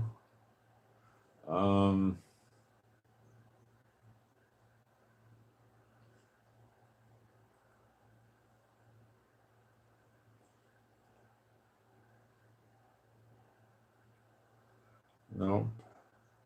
I'll give you a couple other pieces of news that are relevant. Spanish bank chairman apologizes after Israel clients report account restrictions. Banco, what is this called? Sabadell's chairman apologized after Israeli clients in Spain reported account restrictions and delayed transfers, saying revised procedures following an internal compliance in misunderstanding. Yeah, they were trying to get the Jews hurt and leave the bank and stuff. In 2025, Israel's population growth rate fell below 1% for the first time. Protesters in Iran have not broadly taken over. Oh, we covered all that stuff.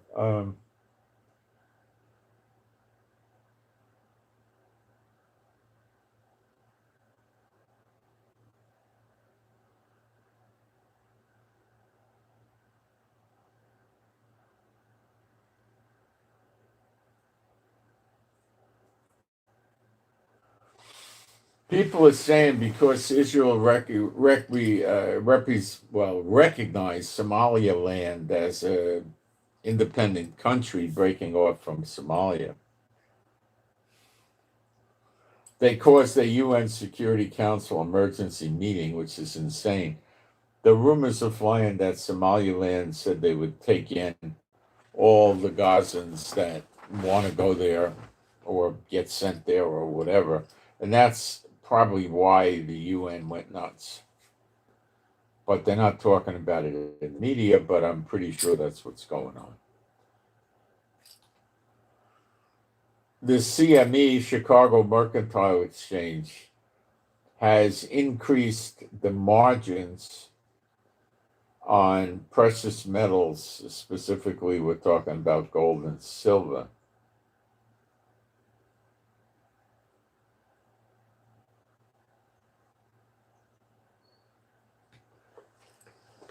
The reason the market is so volatile, they're afraid.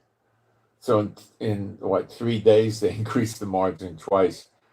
18% collateral now for gold buying on margin, and 60% for silver. Okay, well, people that listen to what I said about that, of course, are just taking physical possession. So there's no margin. They don't have to worry about anything. Israel bars 37 NGOs in Gaza and the West Bank after registration failures. They have links with terrorism. So, yeah, that sounds normal.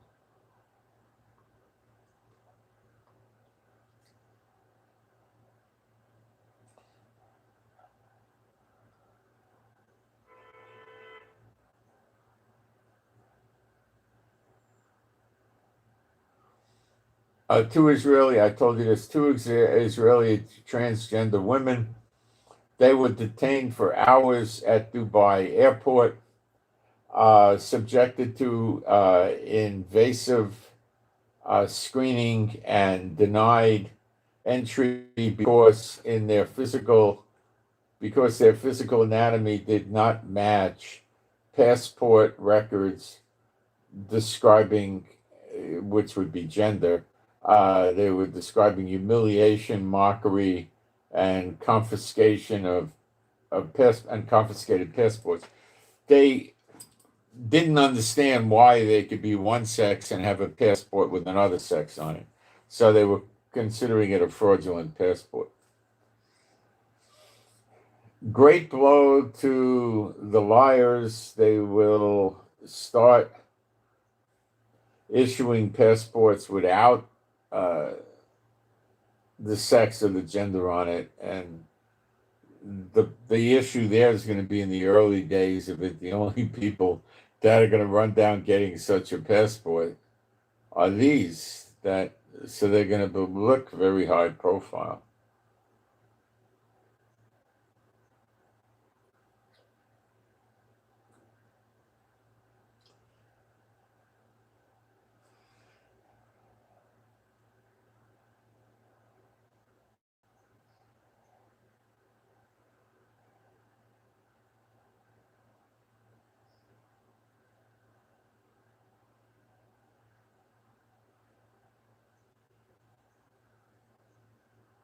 Okay, that's about it. So I'll get a prayer off.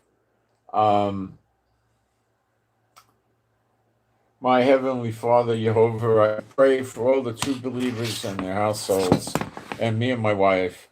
I pray for us to have your strength, stamina, and endurance that you give us, and I pray for your healing and recuperative power to flow through us that we don't get sick or hurt, and we keep healing in areas where we need healing. And I pray we be safe, secure, happy, healthy, and whole, and our animals and pets be safe, secure, happy, healthy, and whole. And our animals and pets don't fight with each other or the wrong beasts. And if they do need to fight with the beasts, it would be, or a person, the right person, to fight with, and beasts to fight with, and they would emerge not hurt at all and victorious. And I pray we have no accidents, no tickets, no breakdowns, no getting stopped, stuck, or stranded with any vehicle or form of transportation. And I pray that we don't get robbed, scammed, frauded, ripped off, discriminated against for being believers or anything else. And I pray that we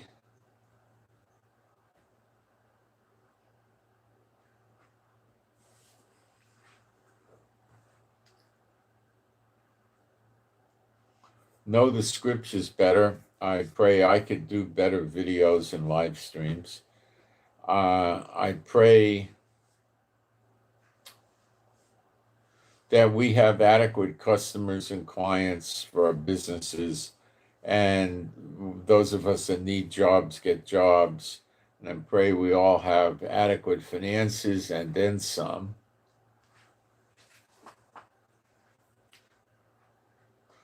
I pray we would soon be able to meet in Israel and have places to gather where new believers can come and Yeshua would be in our midst. With two or more gathered together, there am I in the midst of you. Well, we don't gather together physically yet. And I pray we learn better spiritual warfare. And I pray you would loose off of all of us any problems or difficulties coming from the unclean spirits, or those that serve the unclean spirits knowingly or not knowingly.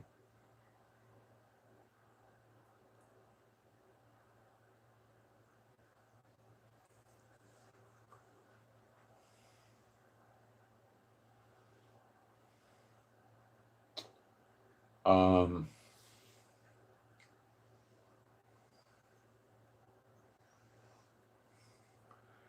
I pray we would be strong spiritually and engaged in spiritual warfare deeply and better and strong at it and have no fear. And I pray for the peace of Jerusalem, B'Shem Yeshua HaMashiach. And you all can agree with me if you're a believer, even if it's a video. And it's important, I think, that you engage in spiritual warfare. And it takes time. It's like you're a soldier in God's army, let's say, right? Which is pretty realistic way of representing it.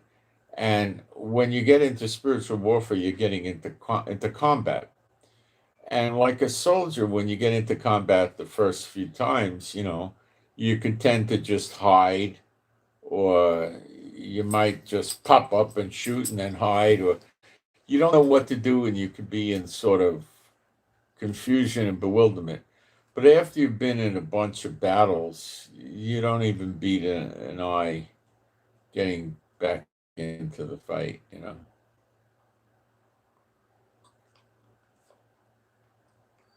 You got to be in the fight. And a soldier's going to make mistakes early on.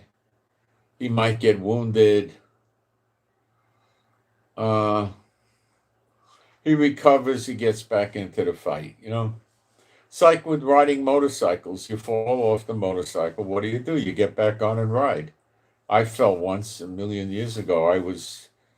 I had just gone down to Florida State University as a junior in the 60s, and I was in New York City my whole life. So I'm down there, and I'm like in shock. I'm walking around on the campus, and women that I never saw before in my life are saying hello, good morning to me. I never saw anybody like that.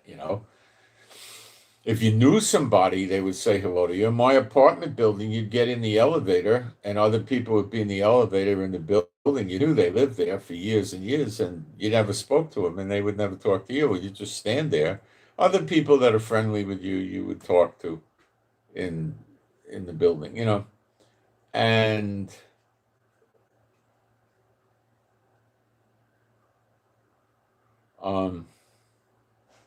so here I am in the South, and I'm a teenager, and I don't know what's going on. So a friend of mine, a neighbor that lived across the hall from me, had a motorcycle back then. It was called the Suzuki X6 Hustler. The thing went as fast as a 427 Corvette, about 4 seconds, 0 to 60, but it was only a 250cc motorcycle. It was one of the better builds of any motorcycle ever. For a 250cc to go that fast, that's really remarkable. So, he had a car too, and he just said, if you want to ever use a motorcycle, use it, So I used to borrow it. I think he even gave me a key at one point. So they were a few $100s. They were nothing expensive. They were just built. They were overbuilt, over-engineered, overbuilt. They gave you a lot more value than you paid money for. And the Japanese were doing this with, Canon cameras and Nikon cameras and other products. Later on, a few years more down the road, they did it with Casio watches, and Seiko and Citizen, but more so with Casio, I think. But anyway, they never really went into the garment business until the last 20 years, and they overbuild, things like denim jackets and Levi type pants and stuff, and they have the best denim you could find. Levi used in 1939 or something like that. But the problem is they'll charge you $600 for a pair of jeans. What do I need that for? I can buy Wrangler for $23, and you know, instead of washing them, I could throw them away and put a new pair on. For $600 worth, I'm getting like a lot of Wranglers for one pair of the Japanese jeans. This is silly. So anyway, I'm riding around. I don't know what day of the week it was. It was something to do with the sororities. Or no, this was just the sororities. The sororities there lived on Sorority Row. There was the one for the men, fraternity, and then there was a sorority. And they were on different streets. But I think there was some fraternities on Sorority Row, but the other side of the street. They were basically large mini mansion or mansion houses. The girls would live there, and they had, I don't know what you called her, a house mother that lived in the house with the girls. And she would close the door, I don't know what time, probably 11 o'clock during the week and 1 o'clock in the morning or 2 o'clock on the weekend. So if the girls weren't back in by then, they had to go sit in the coffee shop someplace or sit in the car or something until 6 o'clock in the morning or whenever they opened it up, probably at 6 or 5, I don't know, and then go back in. So they had the sororities would hire guys that needed a job that were going to school to be their servers for food. So young kids, men that needed a job were working for the young girls in the sorority as food servers when they had their meal in the evening, and they would serve the meal to them. So these sororities were high end, and it was strictly, I'm telling you, it was a way to introduce Satan bots. The fraternity and sorority were Satan bots. Okay, now some people might have started small fraternities or sororities that weren't Satan bots, occasionally here and there. That probably never lasted very long. Okay, but the real ones that were around a long time were recruiting people into Satanism. That's what they were doing. And the people that graduated and went on to make a living in life were supposed to be contributing money every so often, every year or so, to the fraternity or the sorority. So that's how they were able to buy these houses all over the country, different places. So over the years, they probably owned these houses outright, and they're worth today a fortune. So the girls were having some sort of a rush, I think it was, for the sororities, right? So they're all out on this big, wide, beautiful street with trees and grass, and a center divided down the street that was probably 15 or 20 feet with grass, flowers, trees, whatever. Beautiful place, this sorority row. And they're out in the street singing and dancing in front of their houses, wearing gowns, not nice dresses, gowns. Okay? And it's in the early afternoon, I think. And they're out there carrying on. And I'm going on this Suzuki motorcycle in traffic. And I'm trying to concentrate on the driving. But in my whole life, I never saw anything like this ever in my life. So I'm going with the motorcycle. I'm looking to the right, and I'm seeing this stuff. And it's like, it's like I was in the park, and all of a sudden, Captain Kirk lands the Starship Enterprise, and Scotty and Sulu and the Vulcan get off, and I sit there. That's how I was like, "What is this?" I never even knew anything like this in the world existed. So the guy in front of me hit his brakes because he was looking at the girls too, and he got into some kind of trouble. and I had to stop fast, although I was only going 5 or 8 miles an hour or something, So what I did is I hit the front brake without hitting the back brake because I didn't think I was going fast enough to worry about needing the back brake first. And the wheel was spent, so it threw me down. I didn't really slide or anything. I fell down. And I managed to pick up a little scar on one of my knees that I still have to this day. So I'm laying there on the ground trying to get up on the motorcycle. And if this wasn't bad enough, then all the girls in the gowns start running over to me to see if I'm okay and helping me get up and stuff. And I'm like, in the twilight zone. So I know, well, you got to get back on the bike and drive away. So I wasn't really bleeding or anything. So I got back on the bike. I mean, a little blood. And I kept driving it, so I didn't want to say, oh, I'll never get on the bike again. So that's what I did. And that was a freaky story. So anyway, so pray for Israel because Israel might get hit. And you know why I'm worried about it? It's more rebuilding for us. It's more work for us. Although, when I think about it now, maybe the Lord just showed me this. When we get redemption, we get a new heaven and a new earth. So all this stuff here may not be very important at all. We may have to rebuild everything. Because I keep thinking, oh, this houses, they're going to be good for the people coming over here.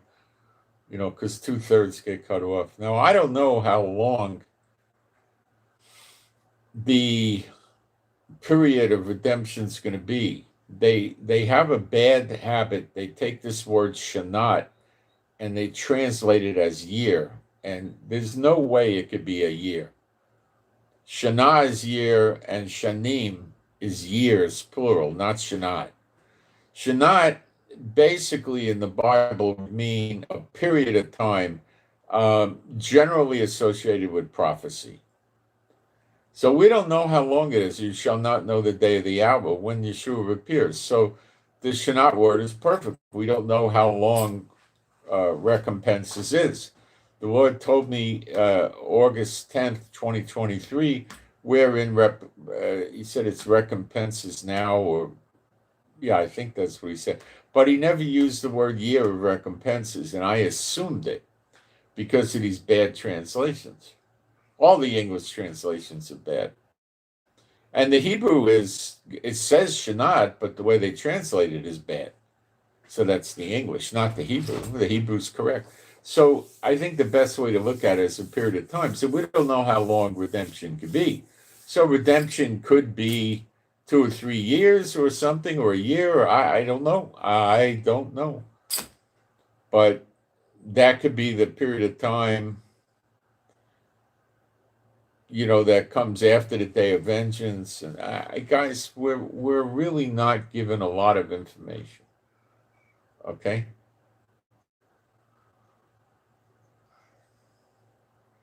It appears rather strongly that the appearing of Yeshua in the clouds is going to happen very close in timing to the destruction of the daughter of Babylon, because of the people leaving and mourning and all of that.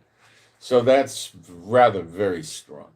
So, but what about after that? Okay, we got everlasting life. Now what? Well, now there's people in the wilderness passing under the rod, entering into the bond of the covenant, and we're probably here trying to receive other people that come in directly, because it appears some walk in and get carried in, and ships of Tarshish come bringing them in, and the dry bones come in, and I don't believe they go to the wilderness. And then we got to rebuild Israel, don't we? Well, we're going to have help, because a lot of people from the nations are going to come here and be our workers. They're going to run the agriculture and probably do the rebuilding, although we might have to initially start it. There's a place where it says we'll be sleeping in the forest. So remember, new heaven, new earth is probably very mild weather, and there's probably nothing in the forest that's going to hurt us, like no viper snakes, no nasty bugs, scorpions, or anything like that.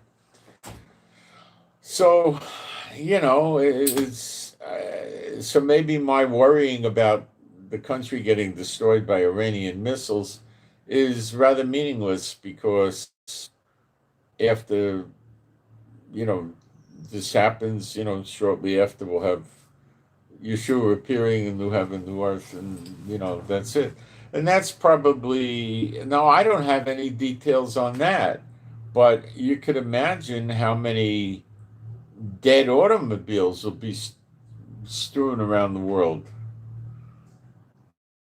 Does God get rid of those for us? I think so. There's a lot of stuff we don't know. He says he's going to destroy all the militaries around the world. Well, that's going to leave a lot of debris, you know, tanks, you know, vehicles. I mean, all kinds of stuff. I don't know what's going to happen. There'll be millions and millions of rifles laying around with ammo in them. What happens there? And,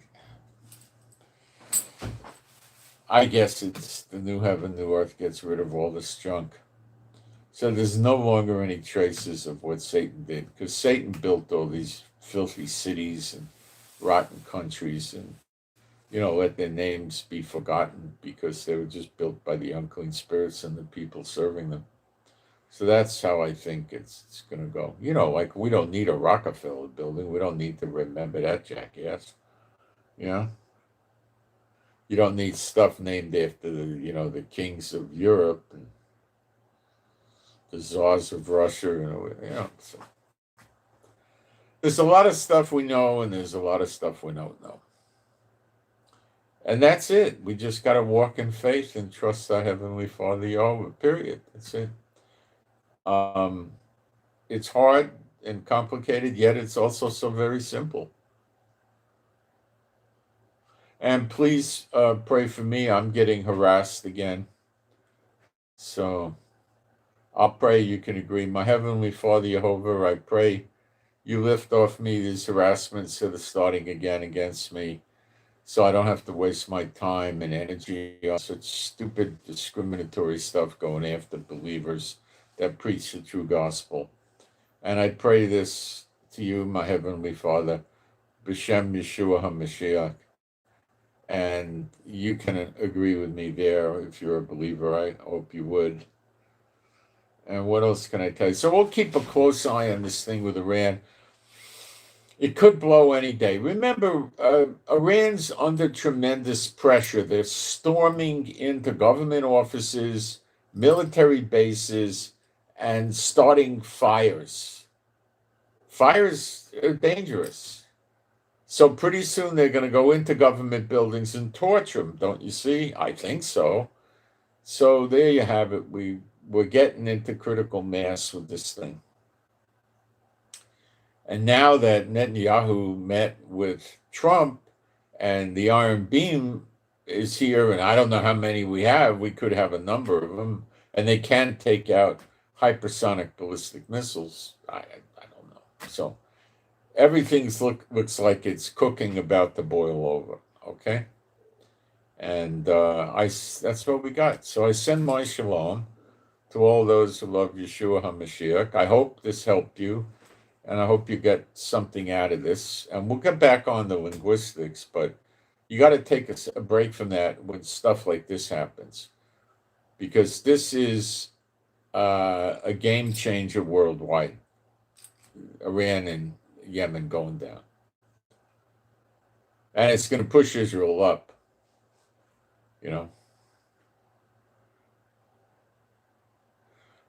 Let's give Iran some problems before we go. B'Shem Yeshua HaMashiach, my Heavenly Father Jehovah, I submit this to you. I bind all the unclean spirits from entering or being inside any person that is a dictator in Iran, the Khomeini, anybody that's a mullah in Iran, anybody that works for any government agency in Iran or is a member of any military or militia group in Iran that is pro Khomeini, and I pray you unclean spirits. I bind all you unclean spirits from being inside any of these people anymore. You must depart from them immediately, never to return unto them again, and no unclean spirit may enter into any of these people, nor anyone that lives in the same house as them for the next 10 years continuously, beginning now. And no unclean spirit shall appear to these people, guide them, lead them, direct them, give them advice, or help them in any way, shape, or form. And this is for 10 years continuously, beginning now. And if they seek advice or counsel from any person, directly, indirectly, over the internet or whatever, the person they're seeking the information from, I bind any and all unclean spirits from being in those people anymore. They must immediately depart, never to return unto them again. And none of these people shall you unclean spirits go into for a 10-year period of time, starting at the time of the incident when the person approached them for help. And all of these commands, my Heavenly Father, and bindings and loosings, I submit to you, B'Shem Yeshua HaMashiach. Amen. And my Heavenly Father, I also submit the same thing to you regarding the country of Yemen as well. And I would pray that the same things apply to Yemen. B'Shem Yeshua HaMashiach. And you're a believer, you should be agreeing with this. So now they'll be at a disadvantage. Let's see what happens. Stir the pot. Let's stir the pot. And that's it. I'm out. Okay.